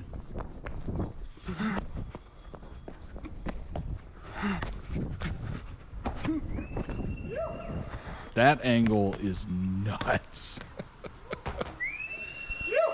I'm not gonna lie, when he used his arms, whatever that's called, where you use your arms and like, I don't On know, the roll? pounce Yeah, like over the wall. that. Oh, I was just like, like how high-fiving far the, did he um, just drop?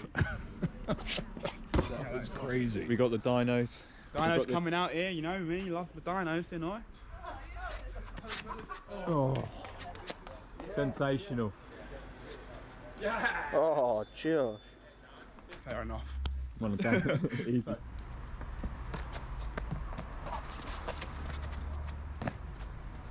Yes!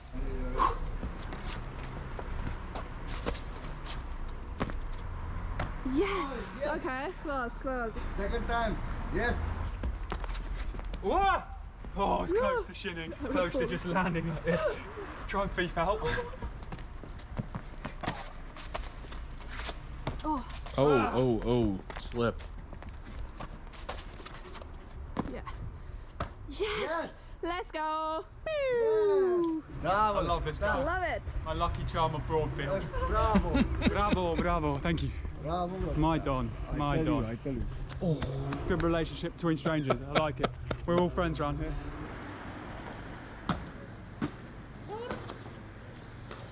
Off a spiked fence. Oh, dang. Oh, lovely.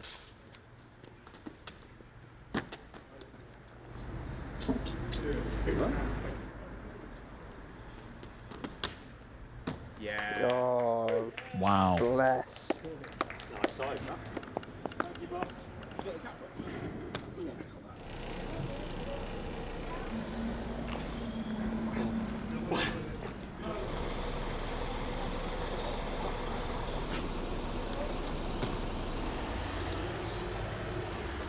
What's the point? Oh, lovely. So clean. That is. I broke my neck 3 times watching this.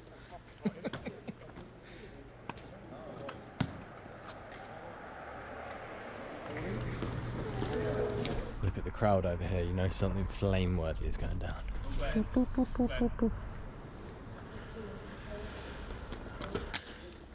Nice, nice. Oh. Wait, you're not, are you?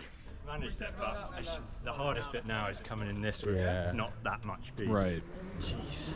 He's trying to stop his momentum and somehow launch towards the fence. That's wild. Yeah! Oh, Bob, swag. Yes, bro. Thank you, brother. He did it. Oh. He's got so much love to give. Love this guy, man. What are you saying? That's it. I gnarly, dude. Happy with that. My hand went like along the rail a bit. Oh, good though. Chognite, Power, Fire, Flame, Seagull. I like him. I like him because he concentrate. He say like that. Put your mind like that. He likes me because I put my mind to the point. I'm Exactly. concentrated. Exactly. That's very true.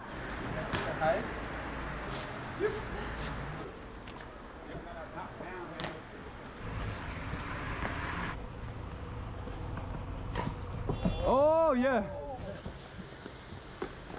You know what's funny? Watching this, the only part of the group that I could be is the camera guy. Yes. One of the camera guys. Oh no, the roll bone. Yeah. You guys need to mind the front of my shop, alright? Because if a window gets broken, it's on you guys, yeah? Won't get broke. I wonder if they get that a lot. They probably do. Golden 3. Yeah! Yeah!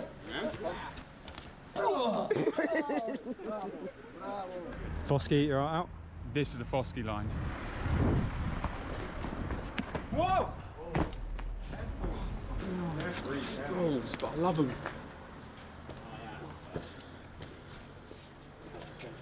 Woo! Very nice. Oh. What was that? Coccyx? I don't know how to do those without f***ing my hip up. I think you've either got to go more forward or more back, yeah. or one of the two. Oh, that's true. That's a good point. Oh my gosh. Ow. Oh, another bum now.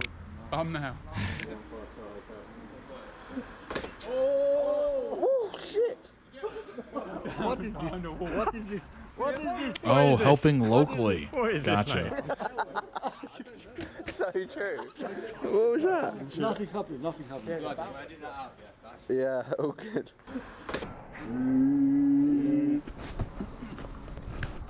I've basically got to walk and tiptoe my way to the edge without touching any of this. I'm going to take off that little spot there.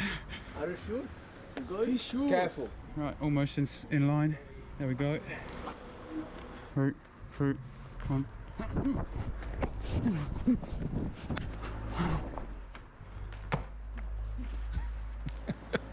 She didn't like the window. I guarantee she didn't like that. Today, Storror Army, we've got a lovely bit of lemon, ginger, turmeric and green tea. Here we are. Lovely, lovely, lovely. Everybody is good. Everybody Cheers, is good. pal. I like this team. I don't know who is team, but I give you a reference. Number 1. Yeah, that's nice. I've got to go to the left of this bottle and the right of the bush.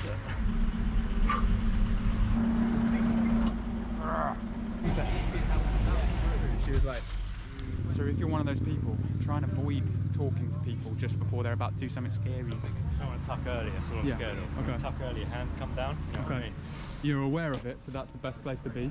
Is this tree good? I'll be careful because I don't know if it's... You got that. Oh, so dank, fam. Oh my. Yes, Toby. Bruh. Yes. I didn't see it. Okay, it's okay. Hey, it's okay. It's okay. It's really bad. He did a flip off the tree. You wanna jump on the tree? He jumped and then did a flip. Oh god. Yeah. One and done that. No need to go again when it's done that nicely. You made that look so nice. I knew it would be easy. Yeah. Just haven't done one like that in a while. Nice to meet you, mate. See you later. Very nice. Thank you. Peace out. Alright, alright, alright. What are we doing? Alright gang, next spot's just around the corner really. Broadfield, Crawley, creepy Crawley. This was the Life Goes On spot back in the day. Max hit up this lovely running railbury, consequential railbury running in here. It's quite big. No one I think has hit it since, but it's actually such a lovely sizable gap. A bit of a sketchy run up, I'll show you now. Oh, that was glitchy in here. I want to do that today. Looks lovely. There's no reason not to. Toe's a bit painful, but apart from that, got zero excuses not to do it. It's still not nice. It's still not nice. Oh, I could probably come up with a couple, I guess. That's fairly fine. Well, we're all better athletes now. I can come It's up with just a couple you get in excuses. momentums with certain Give me a couple techniques, and minutes. It can mean like even 5 years ago you were better than you are now. You can build it back up, but sometimes it just takes a few sessions. 8 years ago, Max did that, and it's still hard today. Big up Street Media for the towel. Very useful. When you calculate the run-up speed. Yes, fam. I'm gonna watch this. Let that go. I'll be going short, mate. I'm gonna watch this. Good to see the bricks underneath, I guess. Oof, steady with that, mate. Yeah. Yeah, it's just moving. Oh, that's not good. No, it's not good. Oh, I don't that think is it's gonna some come off 'cause broken it plastic clipped right around- there. It's clipped in here. I have a feeling it's going to be all right. I'm the one who's doing it, so that's fine. I saw it this morning. I was like, stick would be good. So I've still got that in my back of my mind, but I'm just going to go for the first One one. challenge at a time. Just break it down. But I'm just letting you know now my intentions are to stick this jump today. Interesting. That is an MBD, certified Crawley Broadfield MBD there. Is this for Red Bull?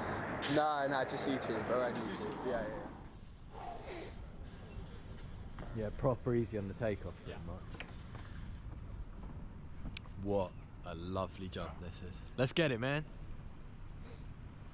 Got a bit of speed up here.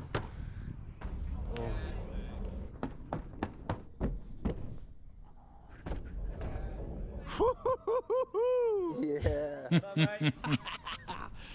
That was so nice. Sully, you're next. I would if I was 10 years younger. And the rest. Now the goal is to try and stay on the road. Yeah. It's just so much more scary because I you have to like not put as much effort into it. You guys are brave, man. It's coming under 5 attempts. What's his name? Benj. What, bro? Is this? One more little download. Oh gosh. Do you ever get any issues with the old build? Yeah, it's all the time, but it's always fine. It's just like they just move Look at the you on, barbed yeah. wire there. Oh my god!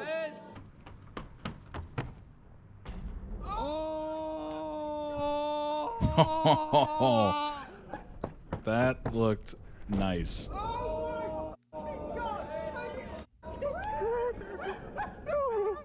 Yeah.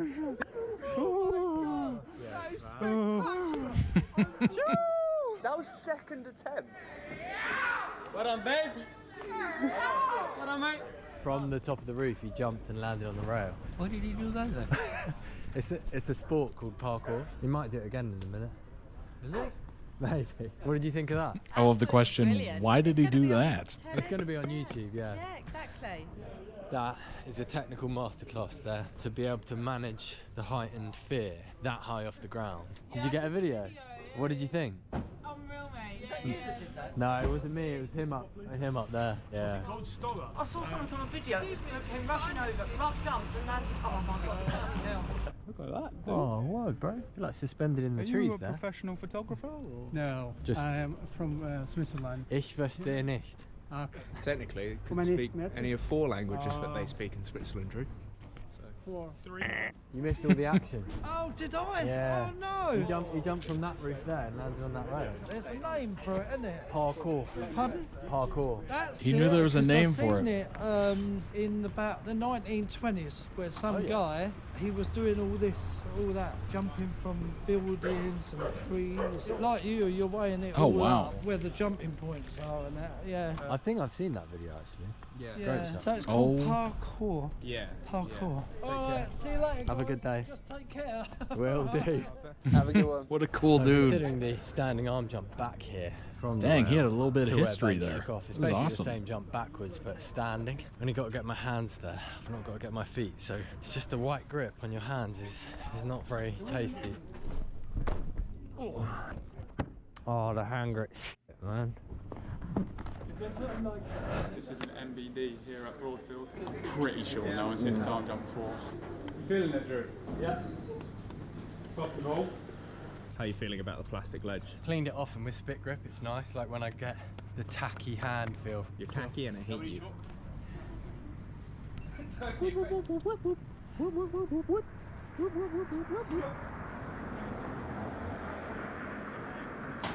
Yes. Oh, wow. Just like that, cream in the crop. He creamed easy, man. I mean, he creamed it easy. Creamed easy. Pause. Creamed easy. Shaking off the dead leg. 180 is fine. It's Yeah. anything impact. Yeah. I can go like this, but anything low is honestly Yeah. agony Yeah. right now. A bit pissed off I can't do any movement at these spots, but.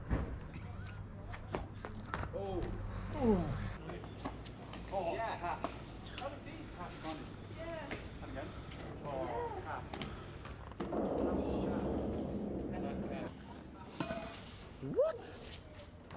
Wait. What? Yes. He just disappeared.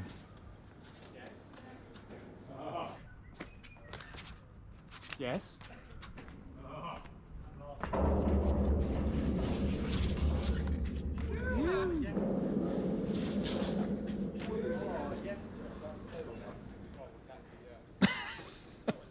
He's flabbergasted. He was legit flabbergasted. That guy's faces are amazing.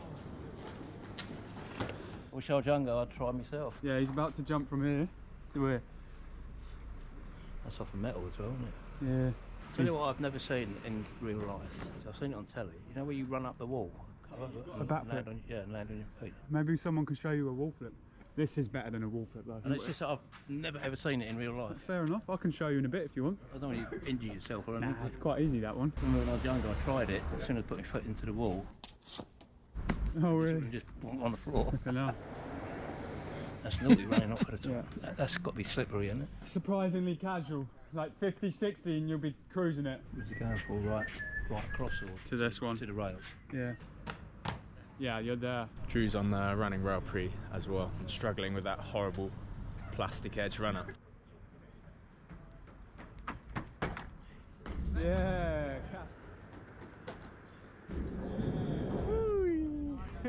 About him, my arm up there. Yes.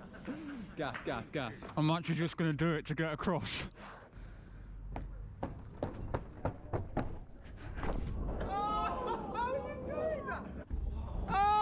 Oh, wow. How are you doing that, mate? How has he done that? Yeah. Wasn't going for stick, but that was better than the first stick as well, I think. You seen anything like that? No, I haven't.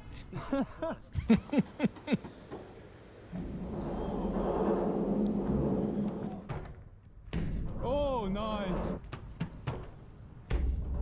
Yes. Oh, come on. Oh, yeah, man. Oh, Sponty run. Yes. Flyo speed step down the loop.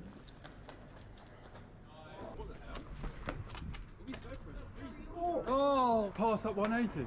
I'm going to say that would be amazing to go upstairs that fast.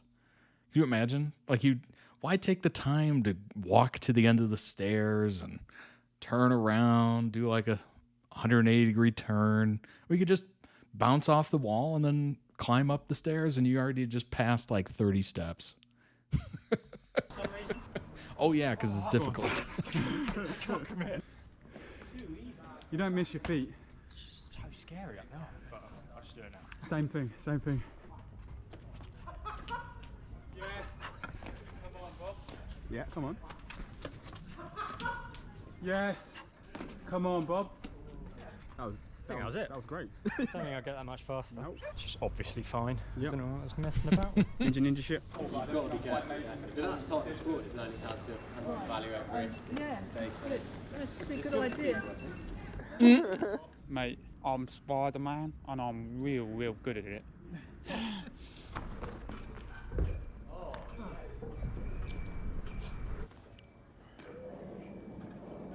No way. It was heavily featured in one of the James Bond films. That's it, Casino Royale, yeah. Yeah. Do you know where it started? I think it was France. Yeah, you're good. Here's a question. On Dairy Lunchables, do you put the ham down first or the cheese down first? That's a good question. I do put the ham first.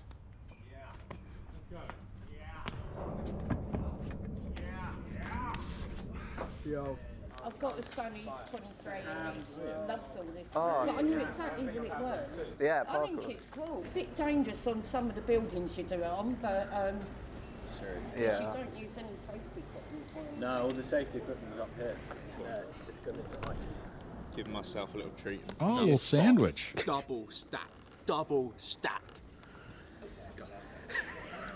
Disgusting. You're vile, man. Just like that. Nah, that is nostalgia right there. Processed shit. There's no meat in that. That stinks. It tastes like meat, okay? Big hole in that. Oh, God. I'm just waiting for it now.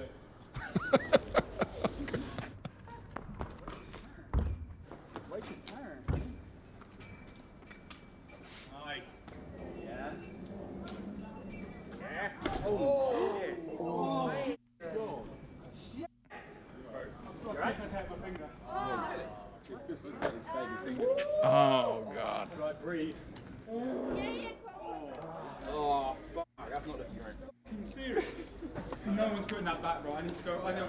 Go to hospital or something. There's no way I put that back myself. If you were gonna, I'd just pull and do this, but. Oh, first aid trained. Yeah, hospital. He's sorry. Yeah.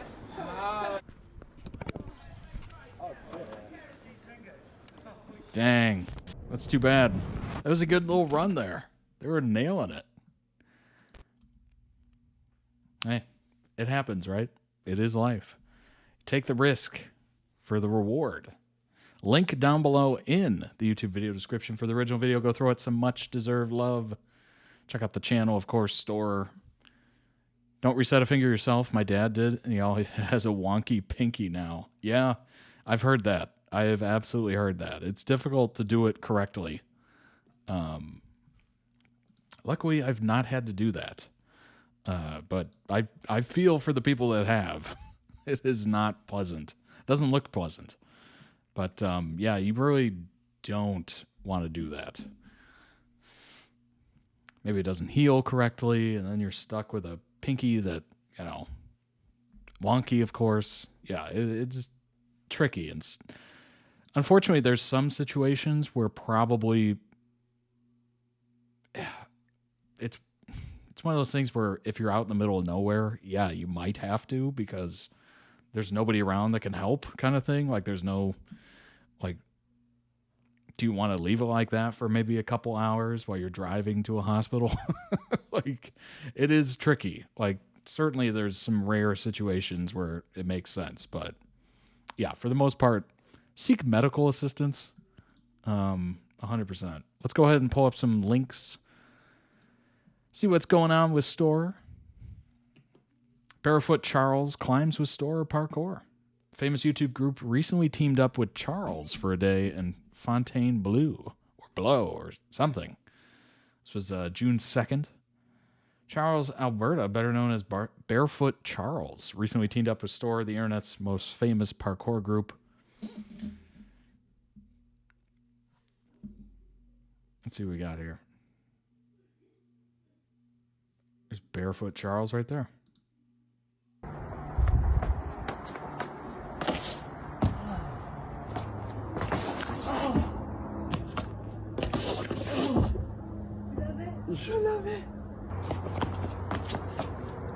The fact that he's doing this in what looks like khaki pants. Like, he's doing this in pants. Like, what? Like, dress pants. Not like sweatpants. Not like those look like pants. So, yeah. That is wild. That is wild.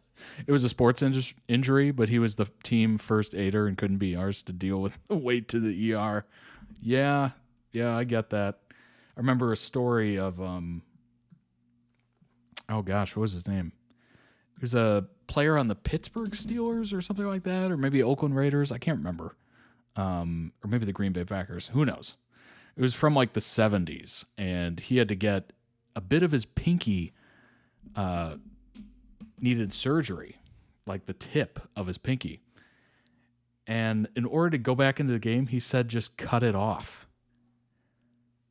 I don't know if this is true or not, but I really want to look this up, so we're going to do it.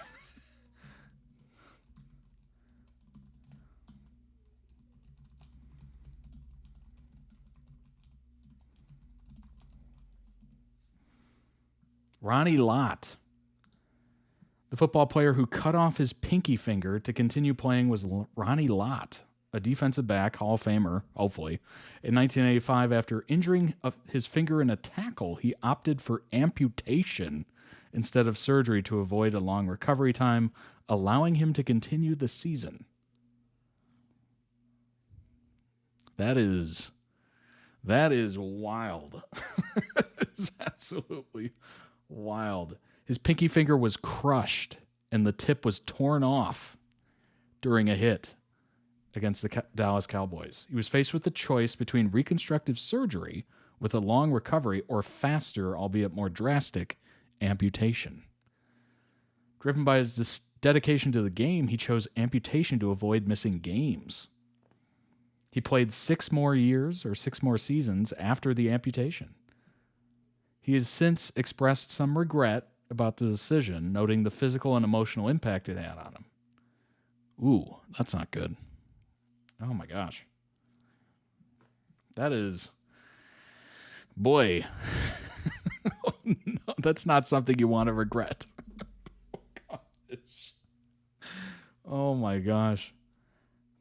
Some things, I get it. Like, you're competitive, you're dedicated, and all that stuff. But some things are just not worth it. Take your time off. You're still getting paid. Like, there's no way he wasn't getting paid. I recently had the chance to meet parkour team STORROR. This is Barefoot Charles. I did some jumps with them and showed them my white circuit of Rempart. It was eye-opening to see them perform jumps I would have never imagined. This is one of those jumps in the video that I was too scared to try last time. That encounter inspires me to add more speed and airness to my climbing. One thing I like about parkour is that there are no grades for jumps. The value of them, the feels they induce, like a piece of art, it does not have to be complicated to be great. We climbers can learn from that since our grades tend to be overshadowing many aspects of the activities.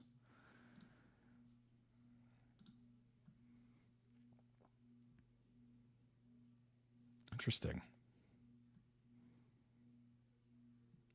Toby said, "You're the king. So good to move with you, dude."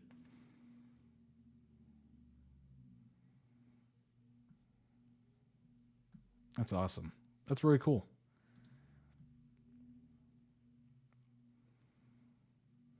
No shoes. Oh my gosh. The We Are STORROR guys say Michael Bay shares weird similarities with their death-defying parkour.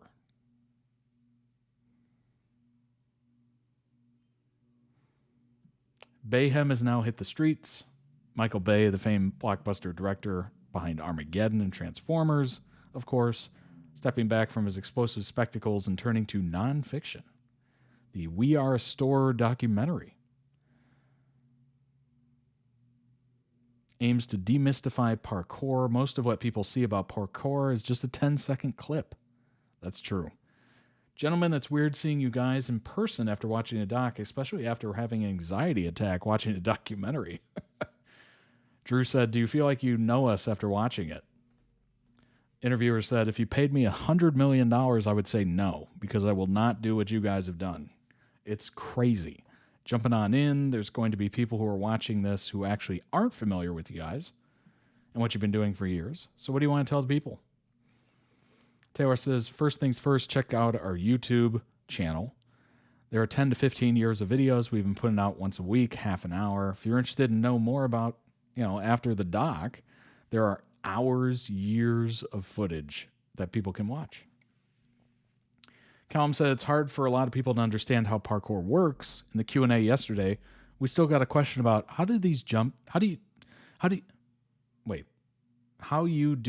jumps so high?" What? Okay, that's a bit of a typo. How do you do these jumps so high, I guess? Or maybe how do you just jump so high? Maybe the film failed to explain that a little bit. It's just 18 years of trial and error. Graded exposure at safe levels. What the film did great to show is that I'm so stoked that the old dude, Jeff, 65, American dude, got a round of applause. That was the sickest moment for me. The whole section is showing that parkour is for everyone. The audience member who asked that question, I don't understand. I feel like I understood it after watching the doc. It's called a lot of trial and error, experimentation, years and years of practice. Powell said, "And obviously we didn't start with high consequence.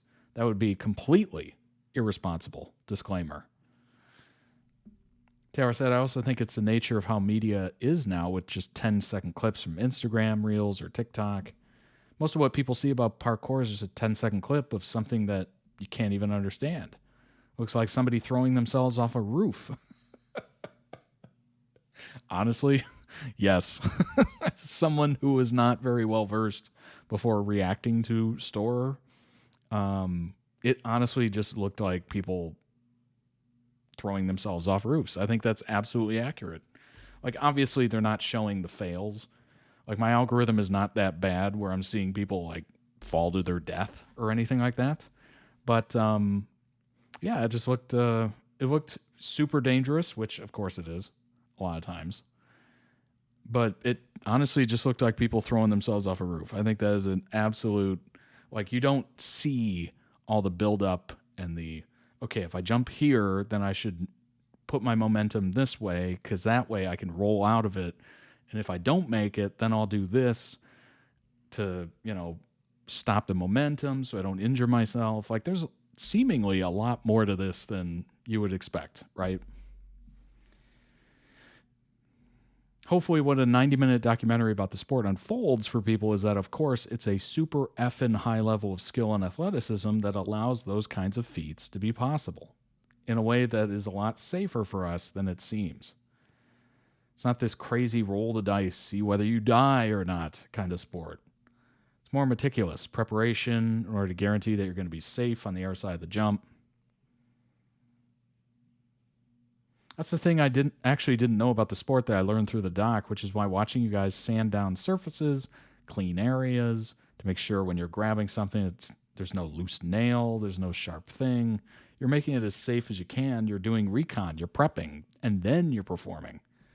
Powell said we simply wouldn't be doing it for as long as we have if we didn't have everything in our toolkit to make dangerous things as safe as possible. That 6-week trip we had in Hong Kong, Tokyo, and Seoul, you'd think staying on skyscrapers for that long, for 6 weeks straight, something would have happened. Just take everything step by step and make everything as safe as possible. Toby said with cleaning and stuff like that, we're only doing that because we learned the hard way on the ground. You're a kid starting the sport. You really are just sort of sending yourself into stuff and finding out if your body can deal with this and deal with that. You're seeing what you can get out of your body and what's possible. If something goes wrong in your space, you might just trip over on the ground or slip or something. That doesn't kill you. And you recognize that going forward, once you take it, you know, to 4 feet, to 6 feet, to stories, to skyscrapers, that process is years. When you slip and hurt yourself, nothing teaches you more than that. Oh, yeah. I mean, you learn from mistakes, right? That is a fact of life. Trying to eliminate as many variables out of your control as possible, certainly. Reducing uncertainty, yep. Always things that are outside your control. That's what makes the sports fascinating, is that there is risk. Stuff absolutely can go wrong and does, but it's still worth it to us because it's so meaningful when it goes right. You know what's kind of interesting is it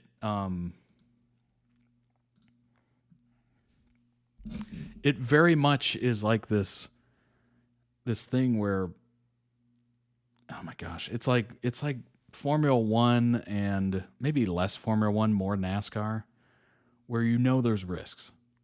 Or like watching any sort of contact sport, you know there's risks. People could be seriously injured, paralyzed, die, like literally just die. And yet you watch it anyway because you want to see them not have that happen. You want to see them overcome the odds. You want to see them overcome the danger. And that's what kind of makes it fascinating. I mean, the fact that there is the risk is fascinating, but seeing them overcome the risk and how much joy it brings them gives you joy. So watching that when they stuck the landing, to me, it's like, I have no interest in ever doing that, ever. I just don't. But clearly they do. And when they stuck the landing on something, they went crazy. They went wild over it. They were excited. They were happy, jubilant, never been done before. And that's what makes me happy, is that they're happy. So it's very much like, you know, kind of vicariously experiencing that level of excitement through them. But for me, it's not exciting. But for them, it is, which makes it exciting for me. I don't know how else to explain that. Alex Honnold takes the team from STORROR to adventure up some Chassis Rock. Chassis Rock? What is that? I'm assuming sharp? Questionable? I've never heard that term before. Recently appeared in a video from the famous parkour group as they go direct up a rocky peak. Also along for the climb, boulderer Emil Stored. Honnold, who needs little introduction, has appeared in several viral videos on YouTube by YouTube influencers over the years, including one by Magnus. Watch it here. Oh, boy. Clearly something didn't go right here. Above message from Freddy the cat. Well, hello, Freddy. Hope you're enjoying it. Straight line climbing disaster. Oh my gosh. Yeah, I've heard of Alex. Wild dude, for sure. It's not reckless. We know what we're doing. Daring young British freerunners return to Malta to shoot cliff diving video. This is from 2012. Dang, they've been doing this for a minute.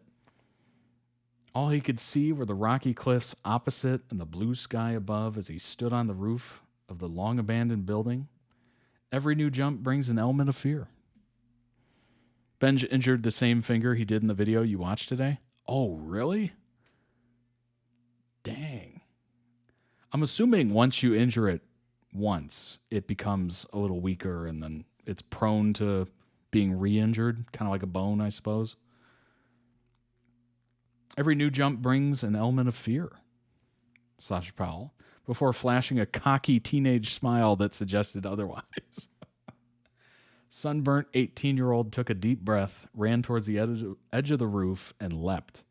For the umpteenth time that day, the 18-year-old Briton cleared the rocks below and landed in the sea to cheers from his fellow daredevils and the assembled crew of local teens. Sasha is a member of STORROR. Were in Malta recently to shoot their second cliff jumping video. Their first was filmed in Malta last summer, became a YouTube sensation. To date, it has been viewed more than 78,000 times, but the footage of the young Brits leaping from cliffs and the 25-meter-high azure window provoked admiration and condemnation in equal measure. Setting a dangerous example. That is literally always the complaint, isn't it?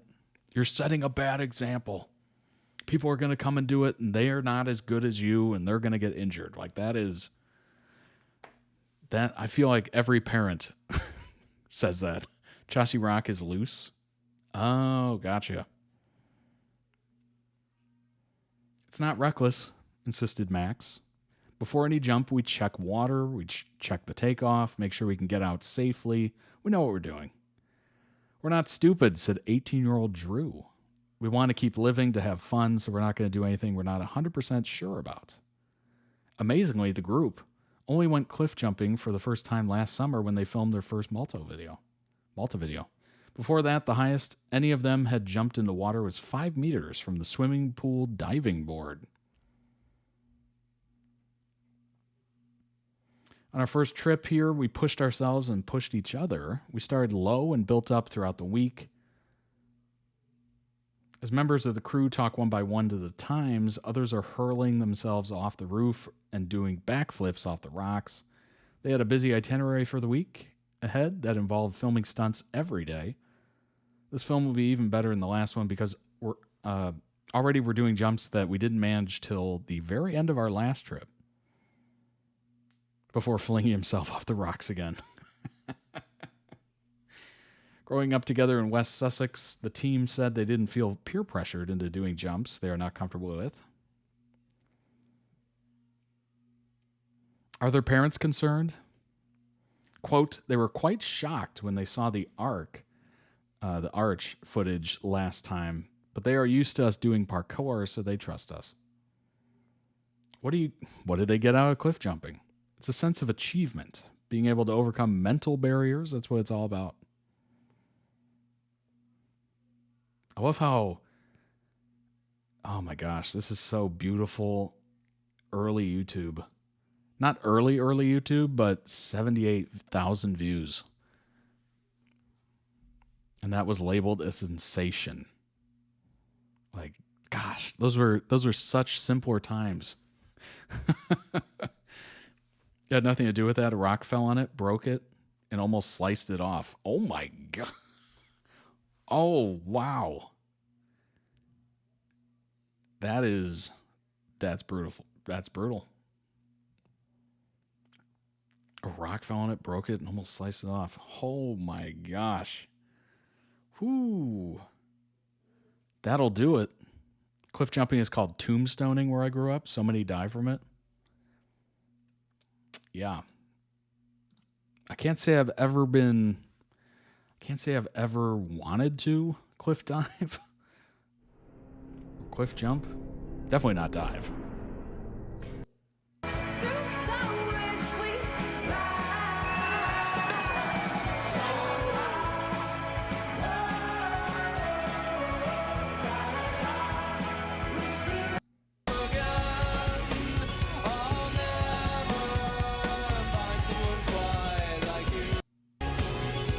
This is an incredible production for a 2012 YouTube video. What? They did an amazing job at production.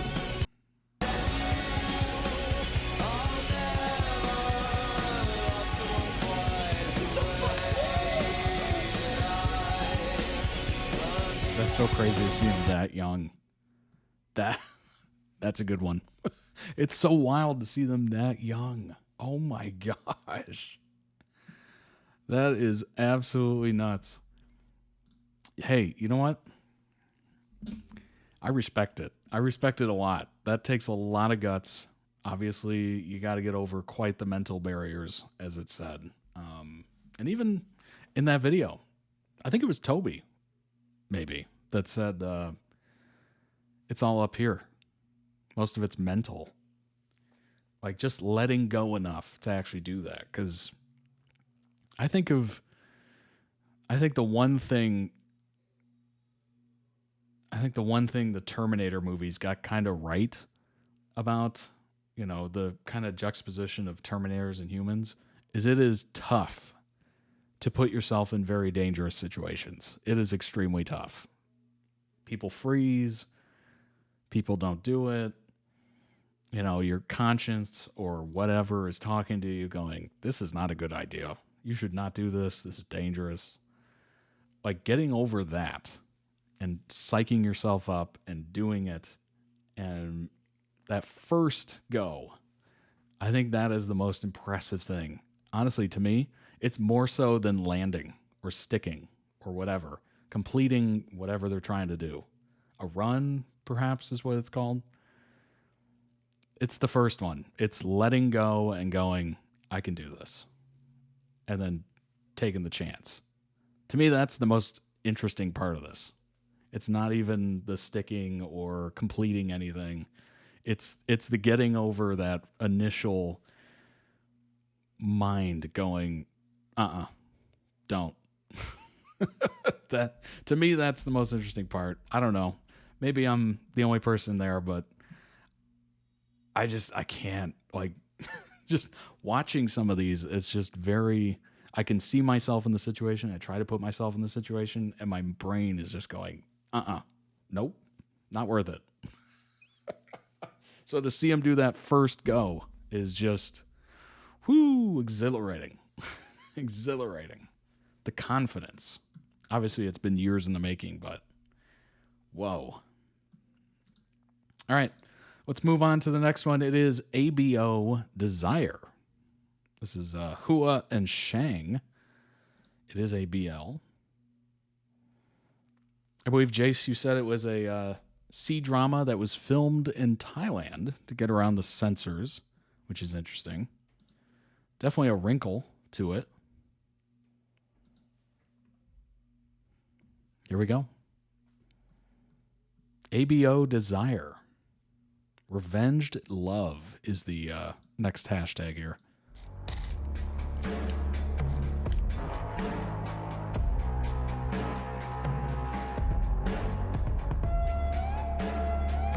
这些是盛少由盛总过去交往对象的共同点。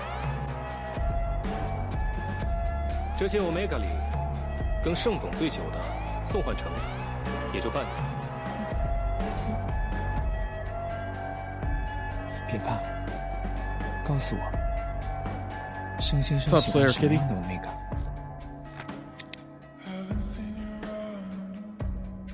怎么是你？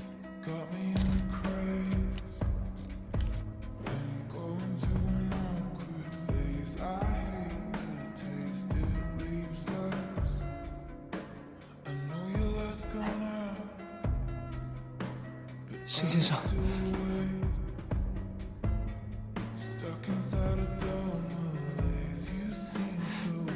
救救我！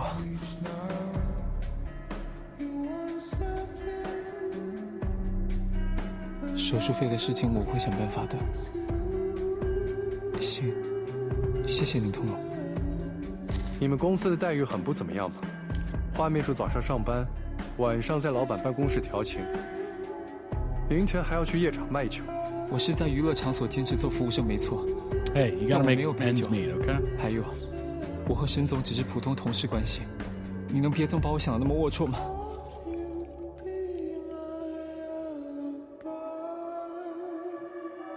您是不是帮我交了手术费？虽然不知道你为什么这么做，但真的很谢谢你。钱我一定会尽快还给你。除了钱，你就没有别的什么想和我说的吗？那请问盛先生，你周六有空吗？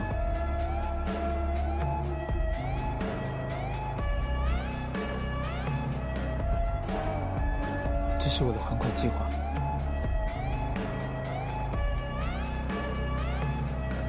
其实有更快的办法。All right, Christian Grey, what's going on here? 来做我的伴游吧。如果你同意，这笔钱就不用你还了。区域要棚改拆迁了，房东限我3天之内搬家。什么时候的事啊？上个礼拜。填个数字，然后闭上你的嘴。我一会儿把地址和门店密码都发给你。你今天下班就搬，我去接你。秘书到底有没有诚意啊？对盛先生，我永远有诚意。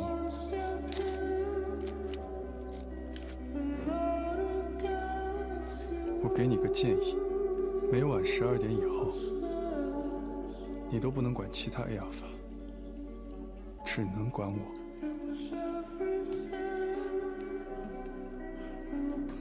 你每天下班回家，身上沾的都是沈文郎的。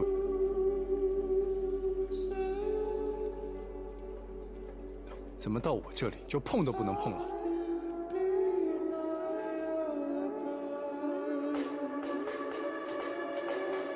这么浓的 Omega 味道。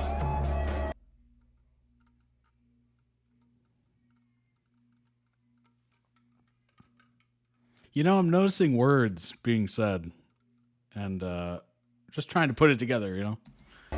郑先生，你是被 Omega 标记的。What in the heck? 为什么？因为很喜欢你。每次一想到你跟其他 Omega 在一起，吸毒就会让我变得丑陋。他在哪？我劝你早点告诉我，不然的话就怎么样？一个 Omega 要伺候几个 Alpha， 陪他们一起玩。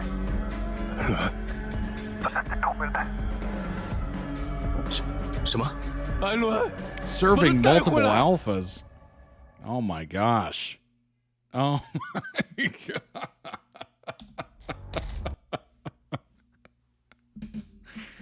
Oh my. Link down below in the YouTube video description for the original video. Go throw it some much deserved love. Also check out the channel. They might have other edits you might be interested in. Maybe you really like it so much. Maybe you desire it so much. You want to request it in another stream. Certainly do so. Oh my gosh. There's the link for those of you watching live. All right, let's go ahead and find out some more information. That kind of, you know what? It's making a little more sense. Making a little more sense. If anything, he had a goal and did all in his power to get it. Indeed. 18 plus, rated 18 plus. Really? On the edge of death, Shang Xiao Yu meets someone who seems like his exact type. A delicate white lotus. Kind of beauty. The kind you'd want to pluck.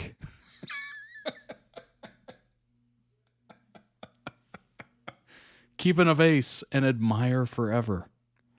But turns out this boy isn't just a harmless little lily. He's a ghost orchid, rare and unpredictable, with charm that's deadly, elegant, and darker than expected. When obsession meets something untamable. The servicing of many alphas. Who's really going to end up devoured? Good God. Felt like I just read some fanfic right there. Whoa! Tags. Omegaverse. Psychological manipulation. Possessive male lead. Alpha male lead. This is so not right. Can I spoil something? The Obsession Chronicles.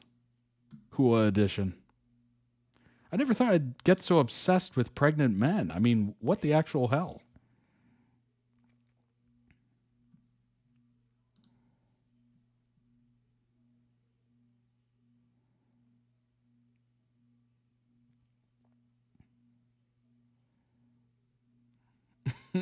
Just watch it. Just watch it. 9 out of 10. Oh, was not on death's door when they met? Interesting. If you're already into the Omegaverse, this is a must watch. Because you'll go feral in the best way.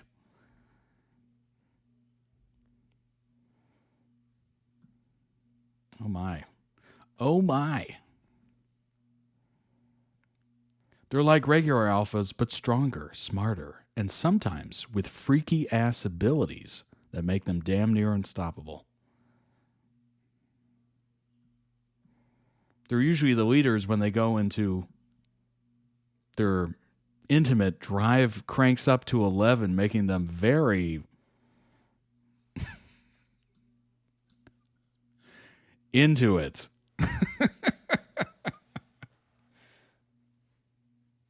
Oh, is a plot to make Shaolin? Oh, really? Interesting. Slayer made me watch the pilot trailer on call. That's funny. That's funny. Omega, the submissive baby-making machines.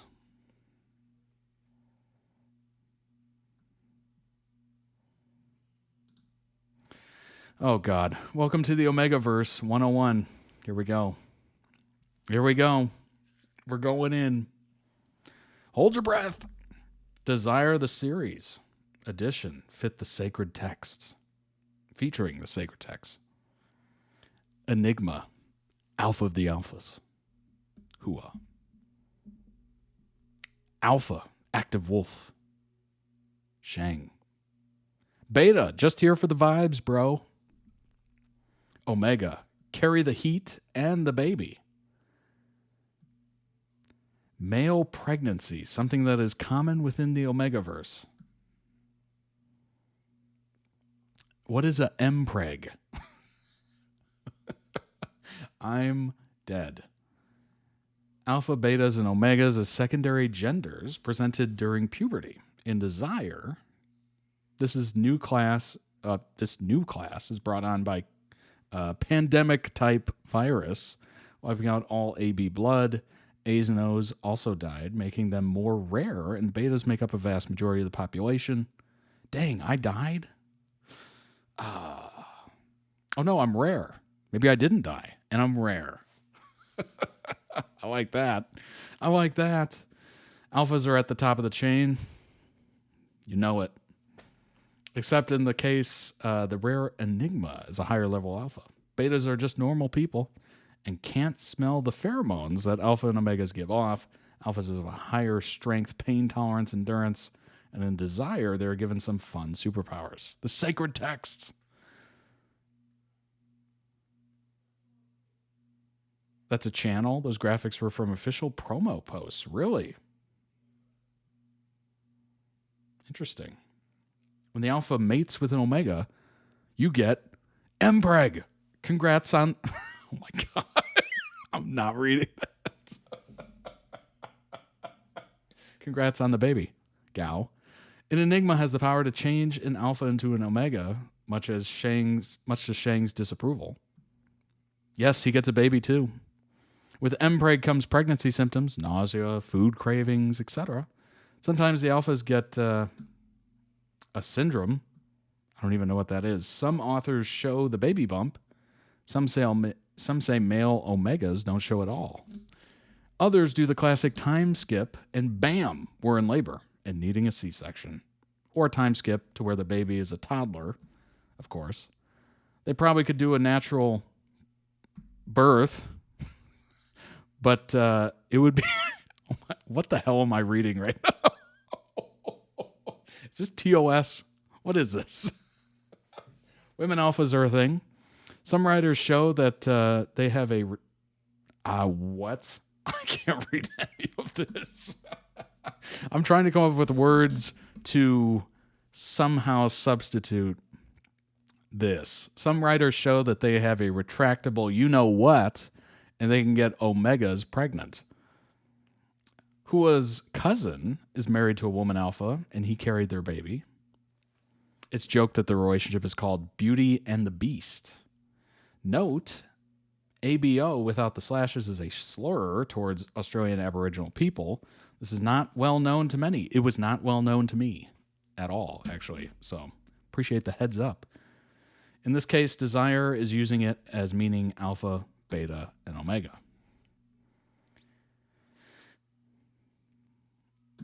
Oh my gosh. I can't even... Yeah. Okay. None of those I can read, but you can read them yourself. How about that? I'll just stay over it real quick.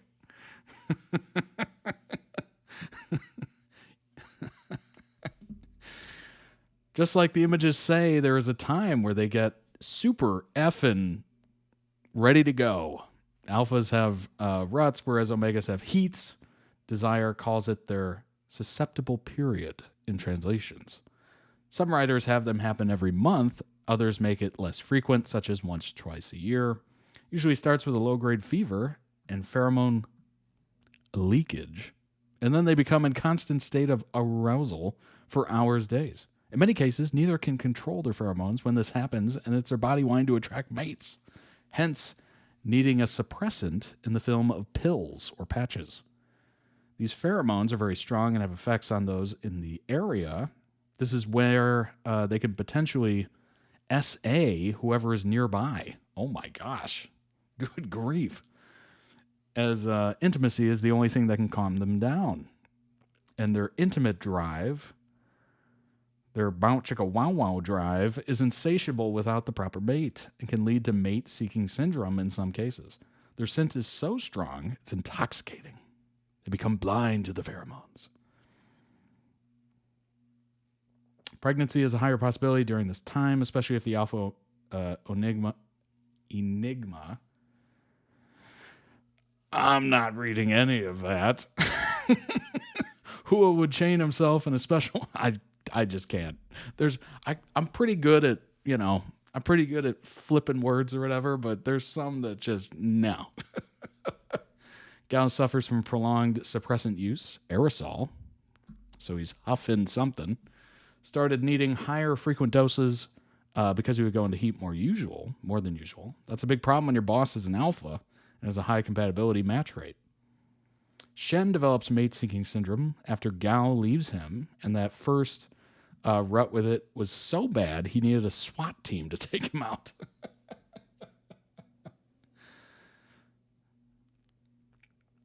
Scenting, pheromone spray, just... Lived in South Australia when I was 21. Sadly heard it being used. Good to know. Good to know. Pheromones are the scent enigmas alphas and omegas give off. Sometimes they have an undertone like wine. It smells like a Chardonnay. Scenting is when you control that pheromone to attach onto a person or object. Alphas hate the smell of other alphas. Ugh. Because they're very territorial regarding, for an example, Pit Babe. Yes, the infamous Pit Babe. There are different types of ways you use them: attack, suppressing, seducing, luring, calming. We see Sheng versus Shen fight while expelling scents. During these fights, if an omega is nearby, they will become affected. Poor Gao was suffering during these. If an alpha releases their pheromones in a strong dose with an omega nearby, it can send them into a sudden heat or pheromone shock. We saw Hua use a scent to lure Shang and knocks him out in the process. Just like an alpha scent can calm or send an omega into heat, the omega scent can do the same for an alpha. It can also soothe them. Speaking of scents, when omegas are pregnant, they sometimes need their mate's scent to calm them, so they start nesting, grabbing clothes, blankets that smell like their alpha partner. This is where the scent kink comes into play, as they love smelling things that smell like their partner. As we see with Hua wanting everything to smell like Shang and sniffing his towel. Something not shown in the show, but is in the novel. In order to save both Mr. Shang and Gao during their pregnancies, the doctors needed to use a lot of pheromones. Gao's was an alpha not in the series, and for Mr. Shang, they needed Hua to get it on several times a week to strengthen. Yeah. Hua's enigma scent is a ghost orchid. Shang's alpha scent is an orange blossom. Shen's is a iris. Gao's omega scent is a wood sage. Shang is lemon. Long is milk candy. Mate's chosen partner. Bonding, marking, all that stuff. My God, this is wild. Pit Babe is tame compared to this show. Yeah, I can kind of see that. I can kind of see that. This show is a fever dream. I did not watch this show, and damn, yeah. Good Lord. Mates are who you choose to be with, of course. Some do match rates for compatibility. I'm assuming that is supposed to be mates. Besides the alpha-omega pairings, you can do alpha-alpha, like Pit Babe, or omega-omega. There just won't be a pregnancy. And then you can mate with a beta, but it won't truly satisfy their hunger during their moment, their time, if you will. Shen wanted Gao even as a beta, but he thought Gao had an omega mate, so him having morals, he didn't want to be a homewrecker. Bonding your partner is giving them a bite on their neck, on the back of the neck, most notably happening, you know when. It's claiming them as yours, and it's permanent. Pheromones will now only interact with each other, seek for comfort. Sometimes a second marking bonding is needed to help their partners, such as Mr. Shang, who's suddenly pregnant, doesn't have a strong... unless a doctor prescribes more of it as medical advice to help the baby. I hope that's been very informative for everyone. Oh, it's been very informative. It has been absolutely... it's been absolutely informative. I hope we all learned something here today. Apparently they did a fan meeting.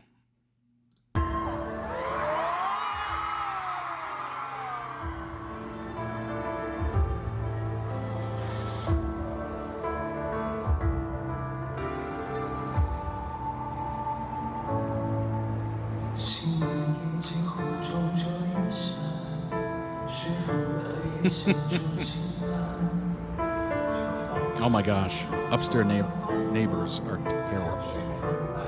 Oh, I abhor my upstairs neighbor. Whoever you are, I'll never meet you, but walk softer, please.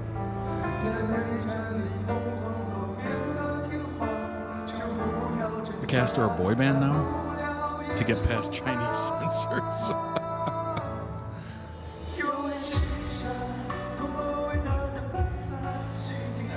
A friend of mine wrote that. She had a lot of fun.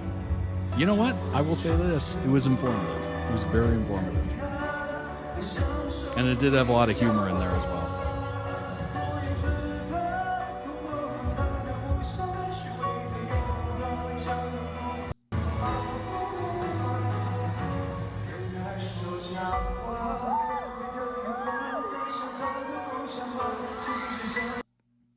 They're pretty good.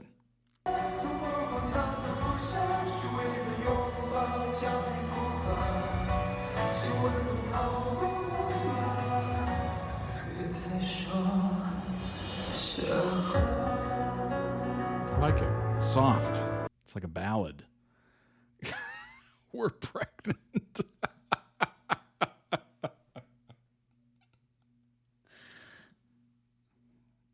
Hua and Shang are expecting little baby Peanut.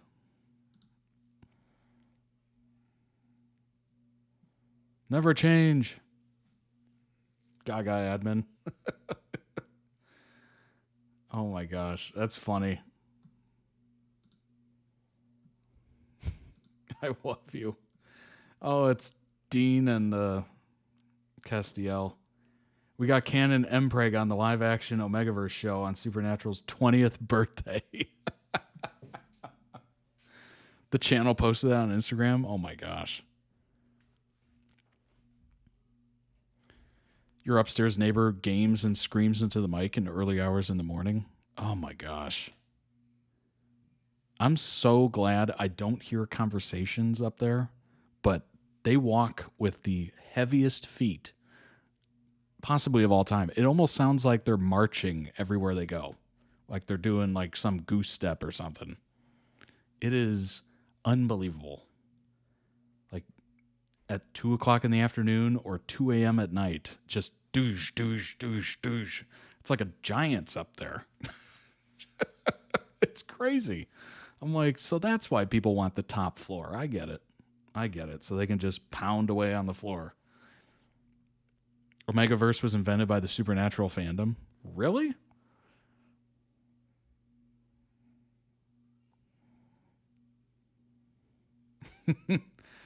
What we got? Let's go through it.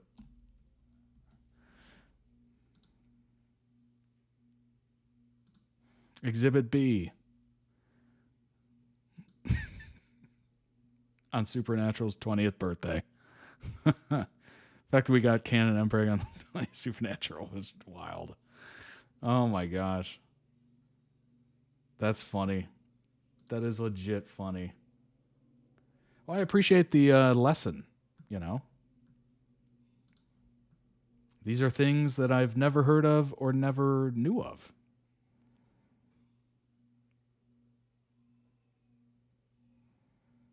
And that was extremely well written. I will say that. So your friend did a great job with that. It was a fanfic trope first for Supernatural and has spread so far. Wow. Yeah, I mean, you got, you know, Dean, Sam, Castiel. That makes sense. I get that.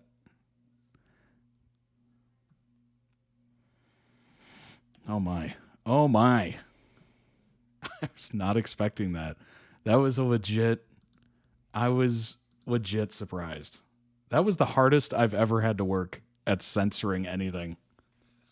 I was legit surprised. Why do I guess it was mostly Dean pregnant? Oh yeah, 100%. 100%. I've just been introduced to it and I can guarantee.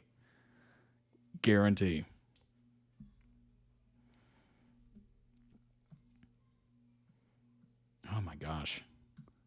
That was... I never thought I would read any article or any like text or anything like that on this channel and have to like just give up. Like that was impressive. That was impressive.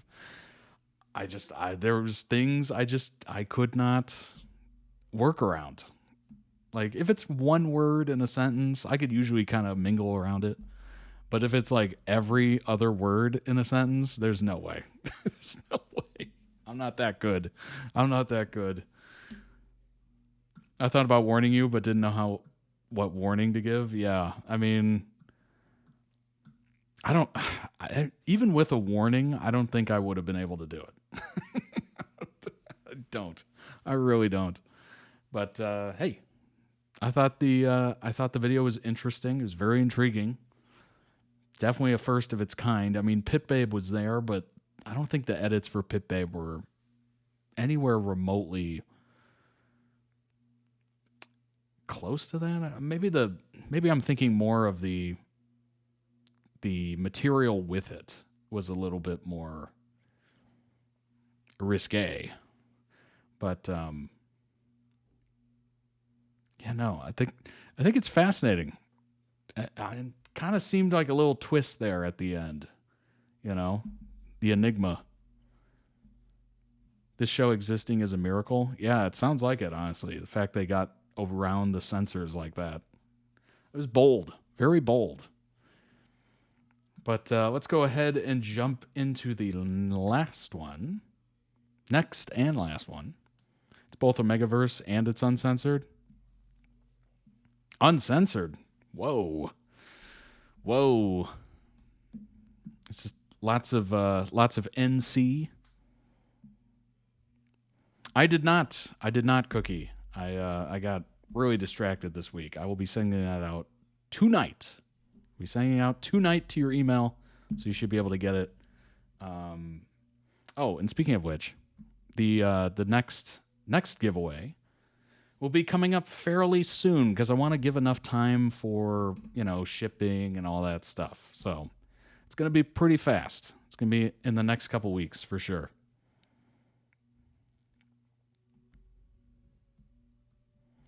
Do you have a self-promotion thing on your Discord? I don't believe so. Actually, I think that's a rule. Actually, I think that's a rule to not self-promote. If I'm not mistaken. I haven't looked at my list of rules in a while that I've made at this point a couple years ago, I suppose. But depends on what it is, I suppose. You know, kind of run it by me and then I'll decide. But it's one of those things that gently before, okay. Yeah, it's one of those things where it's like, I get it. One of the best ways to self-promote is become a member and request your own video. If you're an editor or anything like that, because every video I say, here's the link. I put it under every video and I tell people to check out your channel if they enjoyed what they saw. So that's probably the best way to self-promote. Honestly, it's the only way, because the other ways are not good. The other ways are getting, you know, banned and reprimanded and all that stuff. So if you want to do self-promotion, certainly do so via the means of, you know, being a member and whatnot. There's plenty of editors that run channels that request their own videos. That happens frequently. I don't have nothing against that at all. Your first MaxNet video is over 18K? Wow. Dang. Love to hear it. That is cool. No worries, Cookie. It'll be on its way tonight. Be a little late. I still have to eat. I still have to eat dinner sometime. But yes, I will get that out tonight. All right, let's move on to the next one. It is Belly and Conrad from The Summer I Turned Pretty. I love how we started, you know, my first introductions to The Summer I Turned Pretty was Jeremiah and Belly. And all the comments were just like, what is happening? What about Conrad? We're Team Conrad here. And then every video since has just been Belly and Conrad. Or Con Belly, I suppose they're called. But it's kind of funny how that went. I do get a kick out of that. That's pretty funny. The comments just got progressively more annoyed. Like, hey, where's Conrad? The people demand Conrad. That was very funny. I'd go back to you. The Summer I Turned Pretty, Belly and Conrad. Let's jump into it. Hopefully that answered your question, Audrey. I appreciate it. And Cookie, yes, the email will be out there soon. Congratulations again on winning the Winter Weep Stakes, tying it into Halloween Weep Stakes. Annual holiday giveaway will be coming up very shortly. Keep an eye out. Keep an eye out. A part of me always believed that we would find our way back to each other. That no matter what, we would be connected. Ellie, We hadn't seen each other much over the years. I knew that I couldn't be alone with her. I wouldn't be able to keep it in. And every time we talk, every single word builds up to this moment. And I gotta I just have to stay away from her until the wedding. And then she'll be my brother's wife, and I won't think of her that way again. You could break my heart in two, but when it heals, it beats for you. I know it's Fuck, I still love you. To be that close to her again, it was like being hit by a fucking thunderbolt. I tried to let you go, but then this summer, being around you again, I don't think I'll ever get you out of my system. You will always be there, here. Don't marry him. I know I'd go back to Be with me. Being with you is all I've ever wanted. Okay, be with me. There is no chance. I don't know if you've ever gone through this in your life, or maybe, you know, you witnessed a friend go through it or something like that. When you are into somebody and then you know, go your separate ways, or maybe you take a break or whatever, and you spend any time around that person, there will be a spark there still. Like there's that little, tiny little spark where you're just like, oh, but what if? What if we got back together? Like there will always be that. Like I understand some people go back to being friends. I totally get that. But also it's like maybe there's that little, maybe it just takes one little comment and then all of a sudden you just see them in a different light. You go back to that, you know, how you used to see them or whatever. Like there's just, there's no getting around it most of the time. Like it is just once you see someone a certain way, it's just there. And maybe it's a comment, maybe it's a moment, maybe you see the light hit their eyes in a certain way and it just takes you back. There's always that little moment that can just grab you. You're just like, dang, what happened? What happened to us? I loved Conrad longer and truer than anyone in my whole life. And I'll probably never love anyone like that again. Did I do something? Did I do something? I see the way you look at him, Ellie. There's a piece of you that will always love him, and I think it's bigger than you do. You can't marry me to erase him. That's when I had this sudden thought. A part of me will always love you. I've only ever pictured Conrad. What just happened? What did I almost do? He makes me feel all of it. No one else has that effect on me. No one. Suddenly I have this feeling that I will never be able to completely let him go. I know I'd go back to you. You know, I used to wish for you every birthday. Conrad was always looking out for me. It's crazy how they looked like totally different people in Paris. Like completely different. What happened? Tan. They got tan. Change of hairstyle maybe. Just, it's crazy how that one, you know, couple like scenes or whatever just completely changed them. Maybe after all this time, he still is.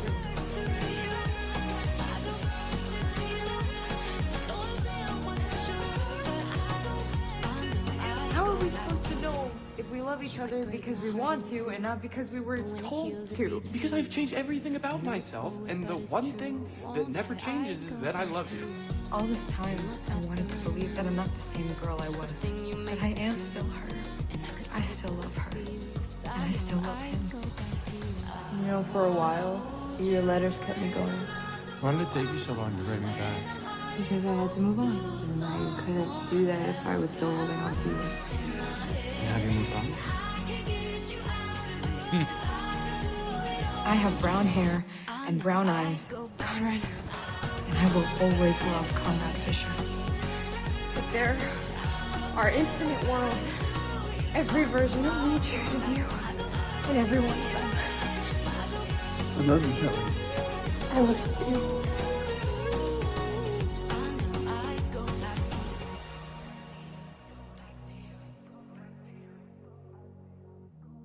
A beautiful edit. Beautiful edit. Great song choice. Oh, Cinema. Absolute cinema. That was great. Absolutely great. Can't believe we finally got our end game and we're also going to get a movie. This is a very messy video. Sorry, it's not very coherent. Completely disagree. I think it's completely coherent. It's great. Excellently done. Link down below in the YouTube video description for the original video. Go throw it some much-deserved love, and also check out their channel. They might have other edits that might interest you. Maybe you want to request one for stream. That's also a great way of self-promotion, is just somebody randomly selecting your video. The amount of times that I've had channels comment like, hey, thanks for reacting to my video, and I'll just go, somebody really enjoyed it, and they requested it. And I usually pin those. So mostly if you see pinned comments, it's usually the original creators commenting. There's the link for those of you in the chat watching live. Go check it out. Throw it some love, all that good stuff. All right, let's pull up some information on Conrad and Belly.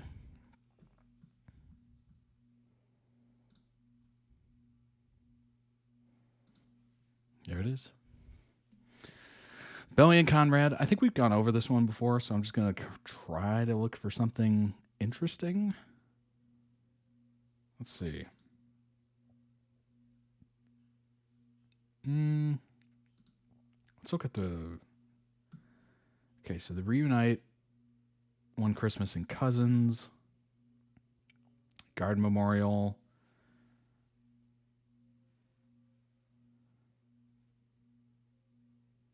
Oh, yeah, that's right. She told him she loves him on the train. I forgot about that.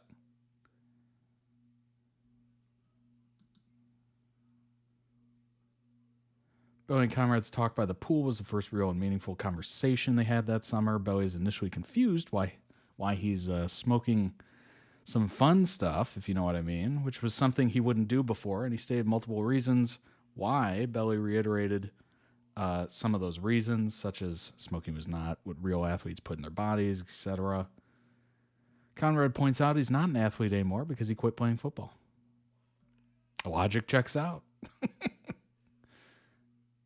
The infinity necklace, of course. Conrad to Belly, I just don't want to lose you. Dang, that's deep. That's deep. That's good.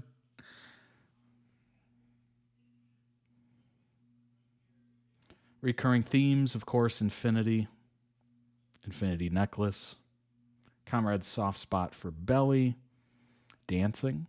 One of my favorite memories of summer is in Cousins started with a song and ended with a boy. How Conrad taught her how to dance in Summer Catch. Years later, Conrad once again offers to dance with Belly when she didn't have a partner, as Jeremiah was missing during the debutante dance. What's next for Belly, Conrad, and Jeremiah in the movie? Oh my gosh. Take my information, all the cookies, whatever. Let's get to it. Details are still under wraps, of course.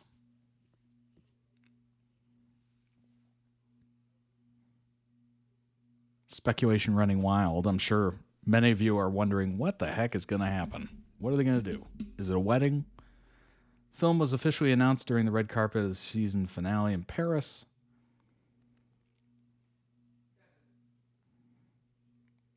Jenny Han confirmed, the author and showrunner, that there's still a big milestone ahead for Belly in Paris, sparking even more fan predictions. Could it be a wedding? A shocking twist with Jeremiah? Or will Belly walk away from both? A big milestone in Paris. Why would it be in Paris? Interesting. Big milestone. Well, I mean, big milestones are usually wedding. You would think that, right? Wedding, child, divorce. But then again, you'd have to have a wedding before the divorce. Going your own way and just kind of, choosing to do something else. Yeah, that'd be a big milestone, I suppose. That'd be the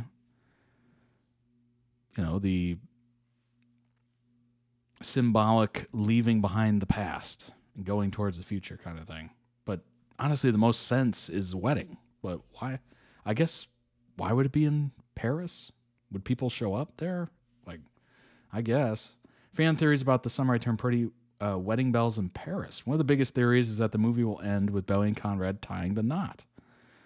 The idea lines up with the epilogue of the original book, plus some leaked TikTok clips showing Lola and Christopher filming what looks like a proposal scene in Paris. What? Oh my gosh. Don't tell me this movie's going to get spoiled on TikTok. Oh, that's the worst. I know they have to film in public, but the fact that people are going to be posting that all over TikTok is going to ruin this movie a little bit. Not all of it, of course, but I don't know. Maybe I'm old-fashioned and I like to be surprised in a movie. That said, Jenny Han has already reminded fans that fake scenes were filmed to keep the season 3 plot a mystery. Oh, that is some 3D, 4D, 8D chess right there. That's awesome. I like that. Could you imagine if there was a TikTok video of a fake scene of Jeremiah re-proposing to Belly? Do you know how crazy people would go? Oh my God. They need to do that. They need to do that. The finale even rolls into the credits with Christmas photos of the couple in the City of Love, which has sparked a new theory. Could the movie actually be a holiday special with a romantic twist? Jenny Han has teased that the film will center on a major event in Belly's life in Paris. Oh gosh. You know what it could also be? I don't even want to put it out into the Ethernet. Or the Ethernet. The ether. Oh boy. Major event. Who says it's positive? Who says it's a positive major event? It could be a negative one. If you know what I mean. Just putting it out there. Just putting it out there. I'm not saying anything. I'm just saying. We don't know. We don't know. God, that'd be like the ultimate, like, fans just flabbergasted. Some fans argue the ending would feel too predictable. Know what I'm saying? That's what I'm saying. And that Han might be holding back something deeper and more unexpected. That's what I'm saying. Belly chooses herself. Another theory, of course. After years of indecision, the idea break free from the Fisher brothers, of course. Belly might decide to stay in Paris, focus on her career, carve out her own path. Leave Team Conrad heartbroken, indeed. Oh my gosh, this is what I was getting at. Oh my gosh. I didn't even know this was a theory.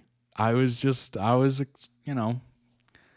major milestone. It doesn't have to be positive, right? One of the darker theories making the rounds online is that Conrad might actually be struggling with an illness. Fans have noticed scenes where he shows pain in his hands and moments of disorientation, which some interpret as signs of an undisclosed medical condition. Could the movie take this route and show Belly standing by him through a crisis? Oh my gosh. Could you imagine how people would just lose their minds at this? And then Jeremiah comes in.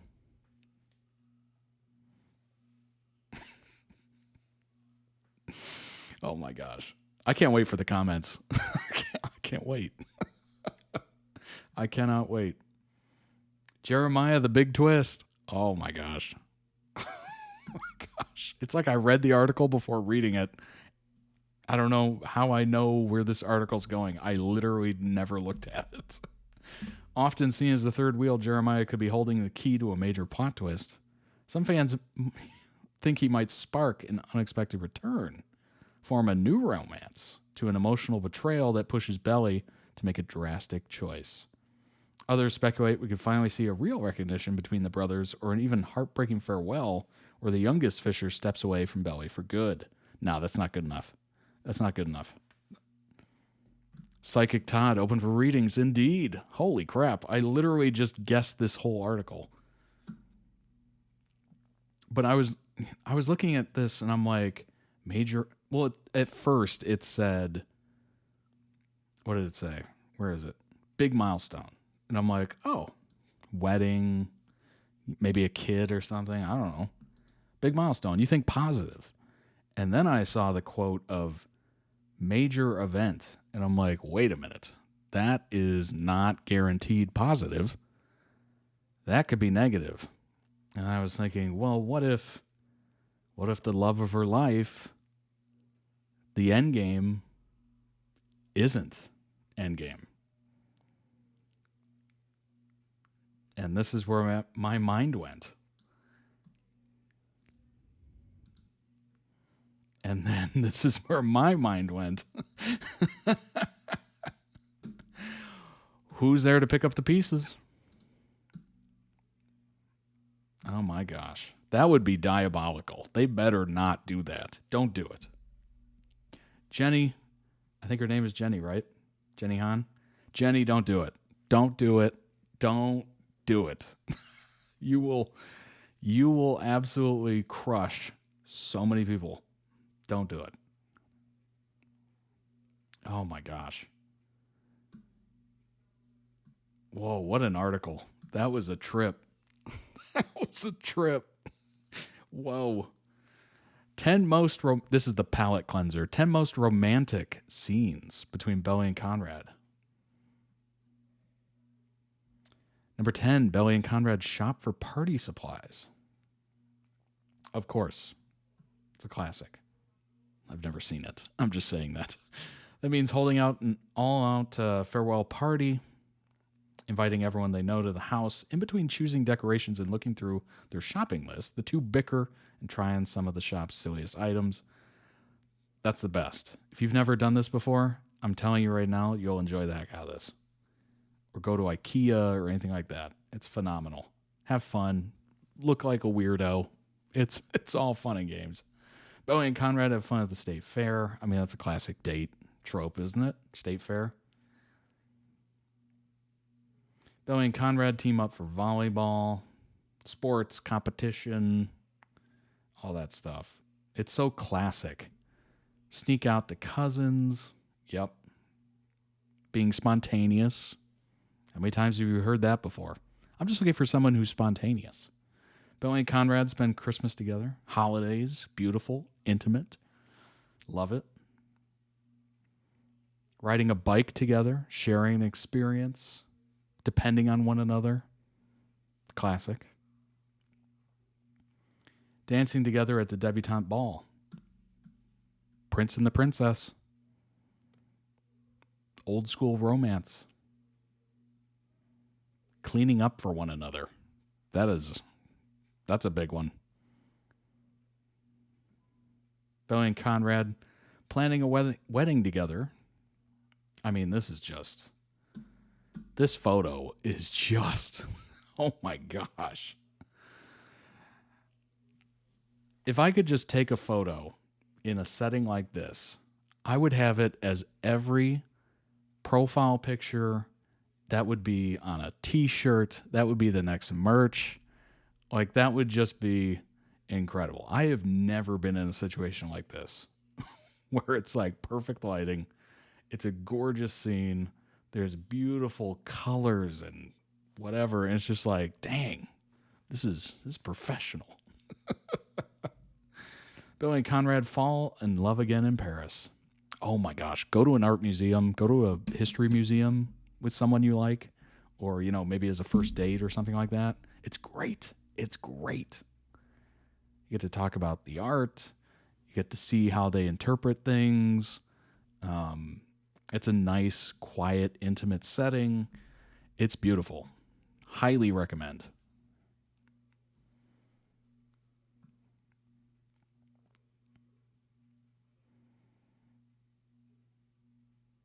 Bowie and Conrad have a happy ending. I bet they do, don't they? Wink, wink.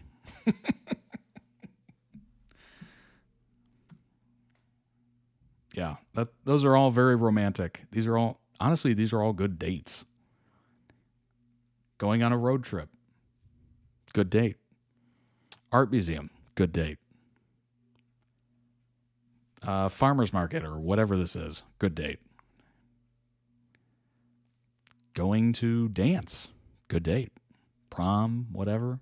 Homecoming. Riding a bike. Doing an activity. Bowling. Whatever. This one's a little more serious. Spending holiday together, that's pretty... You're dating at that point. Like, that is not just, hey, first date, you want to spend, New Year's together or Christmas? It's like, no, I'm going to go hang out with my family or whatever. Sneaking out. Okay. All right. That's kind of interesting. Walking on the beach. Doing a sport, doing an activity. Going to the state fair. That's classic. Doing something as simple as that. Those are all good dates. Okay, this was posted a day ago, and I know it's going to get some conversation going. Why was Jeremiah okay with Belly and Conrad being at the beach house together alone? This was posted a day ago, by the way, if Jeremiah knew, in his own words, that Belly and Conrad being alone together on Christmas started something again for them, why was he so okay with leaving them alone together at the beach house for days, whilst he worked for his dad?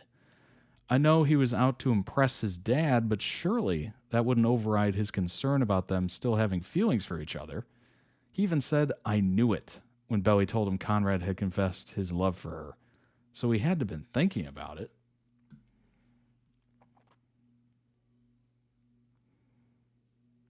It depends on what kind of situation that is. If that's like his dad expects him to be there and he has to work, you're not going to turn that down. Just because you suspect your brother's moving in on your quote-unquote girl. Like, you got to do what you got to do. Like, that is... Responsibilities come first. That's the thing about growing up. It's crazy, I know, but... This person said he couldn't state that he had concerns outright without making it known he didn't trust her and give up the ghost. True. Very true. It's the same thing with Christmas. He knew he couldn't say anything about it because once he did, it'd be over. Yeah, you're showing that you don't trust the person. You're just like, yeah, I don't trust you to be alone with anybody else. So either you're revealing that you're still that insecure about your brother and your partner being in the same space for no reason, which in all reality, you should be insecure about it. It's just facts. That's just facts. Nobody should be secure about that. And you look paranoid and don't trust your partner. Well, it is what it is.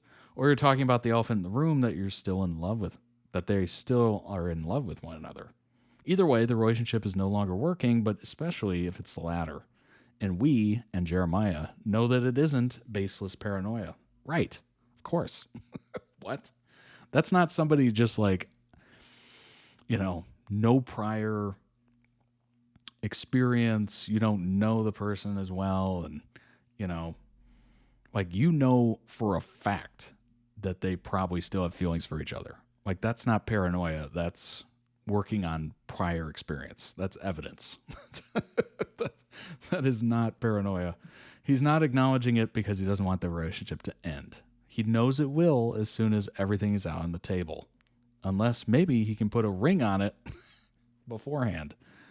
If they just get to the wedding day and get through with it, maybe that will make someone your thing. And that's why Conrad calls him out on the ring, making someone your thing. Despite Jeremiah blaming Belly for making him think it was nothing, he willingly went along with it because he could have been direct and communicated openly at any point, but he didn't. On purpose.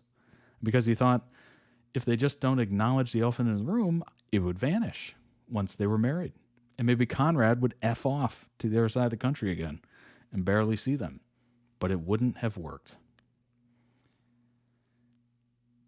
Even Conrad went momentarily delulu in episode 5 of season 3, talking about how once Belly was his brother's wife, he wouldn't think about her that way anymore. No. It's crazy that Conrad wouldn't have confessed if he hadn't overheard the Cabo thing. Oh my gosh.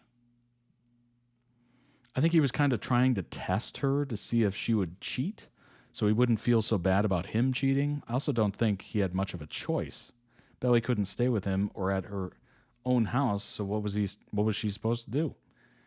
I do agree with this. I just thought it was strange he didn't race back to the house at every opportunity to make sure they weren't alone together for too long, given his past behavior, and that instead he actually chose to stay late at work.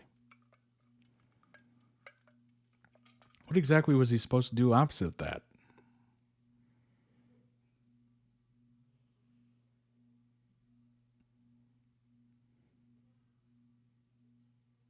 He even asked Conrad to be his best man. Are you serious? I did not know that. Oh man, that's wild. Which would have made any attempt to get Conrad away from the beach house even more nonsensical.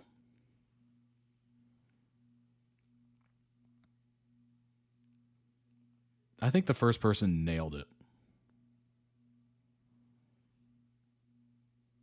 I actually read it as a test. It's the way they kind of acknowledge that he proposed to Belly as a test after Christmas. He wanted to be sure. And I imagine similarly, he was probably fine with Belly in the house with Conrad, as the whole proposal was purely a test as a way to keep her. If nothing happened, that would be how he feels secure. But if it did, I knew it. I knew it.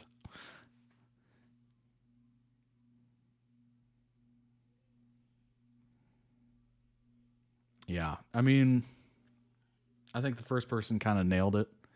He couldn't bring it up because bringing it up is like it's basically just waving a red flag. Like, I don't trust you. Jeremiah only wants Belly because he's in competition with Conrad.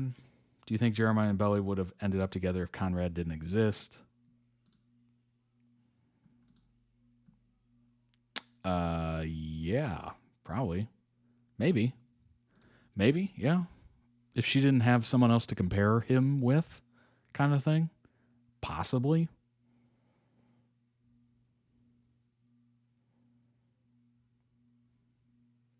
I mean, the question is, would she have been pushed to get with Jeremiah as she was with one of them or Conrad or whatever? I don't think they would have ever had even have a fling. It would just be childhood friends. They both needed Conrad to even think about the other romantically. Jared's insecurity over Conrad led him to look at Belly like that, and Belly finally saw him because she was trying to move on from Conrad. They both bonded over their own struggles. That was my other option, to be honest. But I do think that maybe Jared would show interest in her when she got pretty, and Belly would have given it a chance. Somebody said, nope. I don't think Jared would have shown any interest if it wasn't for Conrad. Jeremiah would have never been interested in her romantically. I don't think anything would have happened. Completely agree, it would have been a fling. Because in both the show and the book, Jared was not someone Belly even considered in a romantic sense until he pushed for it. So I think it would have been the same if Conrad didn't exist.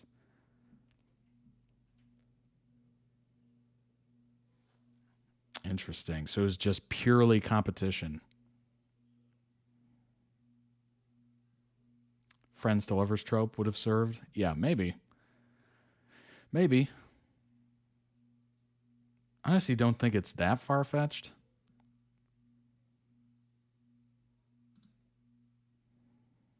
The way Jeremiah literally says this, and some people still blame Belly for him and Conrad barely having a relationship. It's not just about you, Belly. Next. Conrad and I are mad at each other about all other kinds of stuff.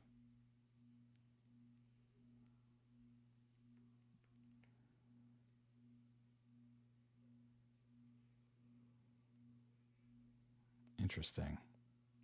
Let's face it, Jeremiah's issue is with himself, constantly one-upping his brother just to be the better brother. Not feeling good enough, again, all on him. I have never seen Conrad do that stuff to him. Not once. He's not the type to get even. Jeremiah lets his insecurities get in the way of his relationships. That blame is partly on Adam, always making Conrad his favorite and comparing Jeremiah to Conrad. Oh my gosh, that is brutal. That's pretty bad. If you're picking favorites and then you're always comparing one to the other, that is the recipe for this. That is the recipe. Oh my gosh. Your whole existence with brothers, as somebody with brothers, your whole existence is trying to win attention, basically. And if one is getting more than the others are going to act out. I agree, Adam was a terrible father who didn't discipline or set boundaries, but it still doesn't change how far Jeremiah escalated his insecurities. Talked to his brother constantly, and Conrad always checked in to make sure he was okay and taken care of.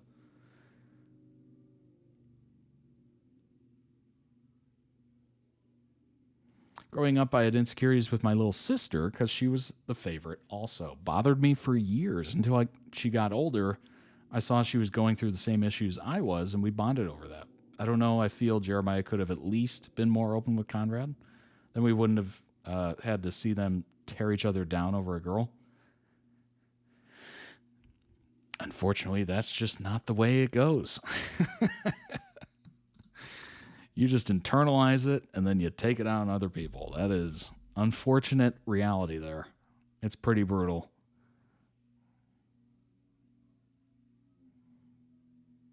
Jeremiah is mostly the one mad. He is half the problem. Conrad didn't ask to be the golden child. It's interesting. It's very interesting. It is a messy situation. That is a fact. Very messy. Messy indeed. But looking forward to any sort of news on the movie. I hope I didn't nail the plot. I nailed the article, that's for sure. I saw that coming a mile away. But I really hope it doesn't go down that road. Because, yeah, people will just be broken. Heartbroken over that. Oh, you can almost see it coming. You know, the show did, if we do, you know, from what I've learned over these however many moments, is that the show did touch on some darkness. Not a lot, apparently, but some, certainly. Conrad's mother, of course.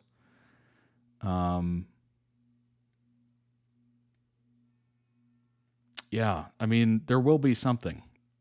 Like, prepare yourselves for that emotionally. There's going to be something in that movie that is a curveball that is going to absolutely wreck a lot of people. I don't know if it's going to be Conrad related. Hoping it's not. But maybe it's Maybe it's Jeremiah, potentially. But there's going to be something. Because it's weird how that one quote was big milestone. And I'm like, that's a positive. That's saying a positive. And then it turned to, from Jenny Han, a direct quote. What was it? Major event or something? Like, oh, that's not a guaranteed positive. Big milestone to me is positive, and then major event is one or the other. You know, it could be either way. So we'll see. We shall see. But I appreciate you being here. I hope you had fun as much as I did. I got to go eat, and you got to go enjoy the rest of your weekend. Kicking it off right now. I love how I basically ring in your weekend. It's awesome. I hope you enjoy that as well. It was awesome. I hope you enjoyed it. Subscribe, follow, all that good stuff. Check out the winter collection of merch, 15% off for all website members, ships worldwide, all that good stuff. If you'd like to request your own videos, self-promote, whatever you would like to do, join toddreacts.com, become a member, and you can literally guide the stream. Literally guide the stream. Join the Discord. I will see you in there soon. Most of these fine people in the chat were in the Discord. Have a good weekend, Jace. Have a good weekend, everybody. Stay safe out there. enjoy the weather. It's getting better slowly, but I will see you all on Monday. Take care of yourselves. Bye bye.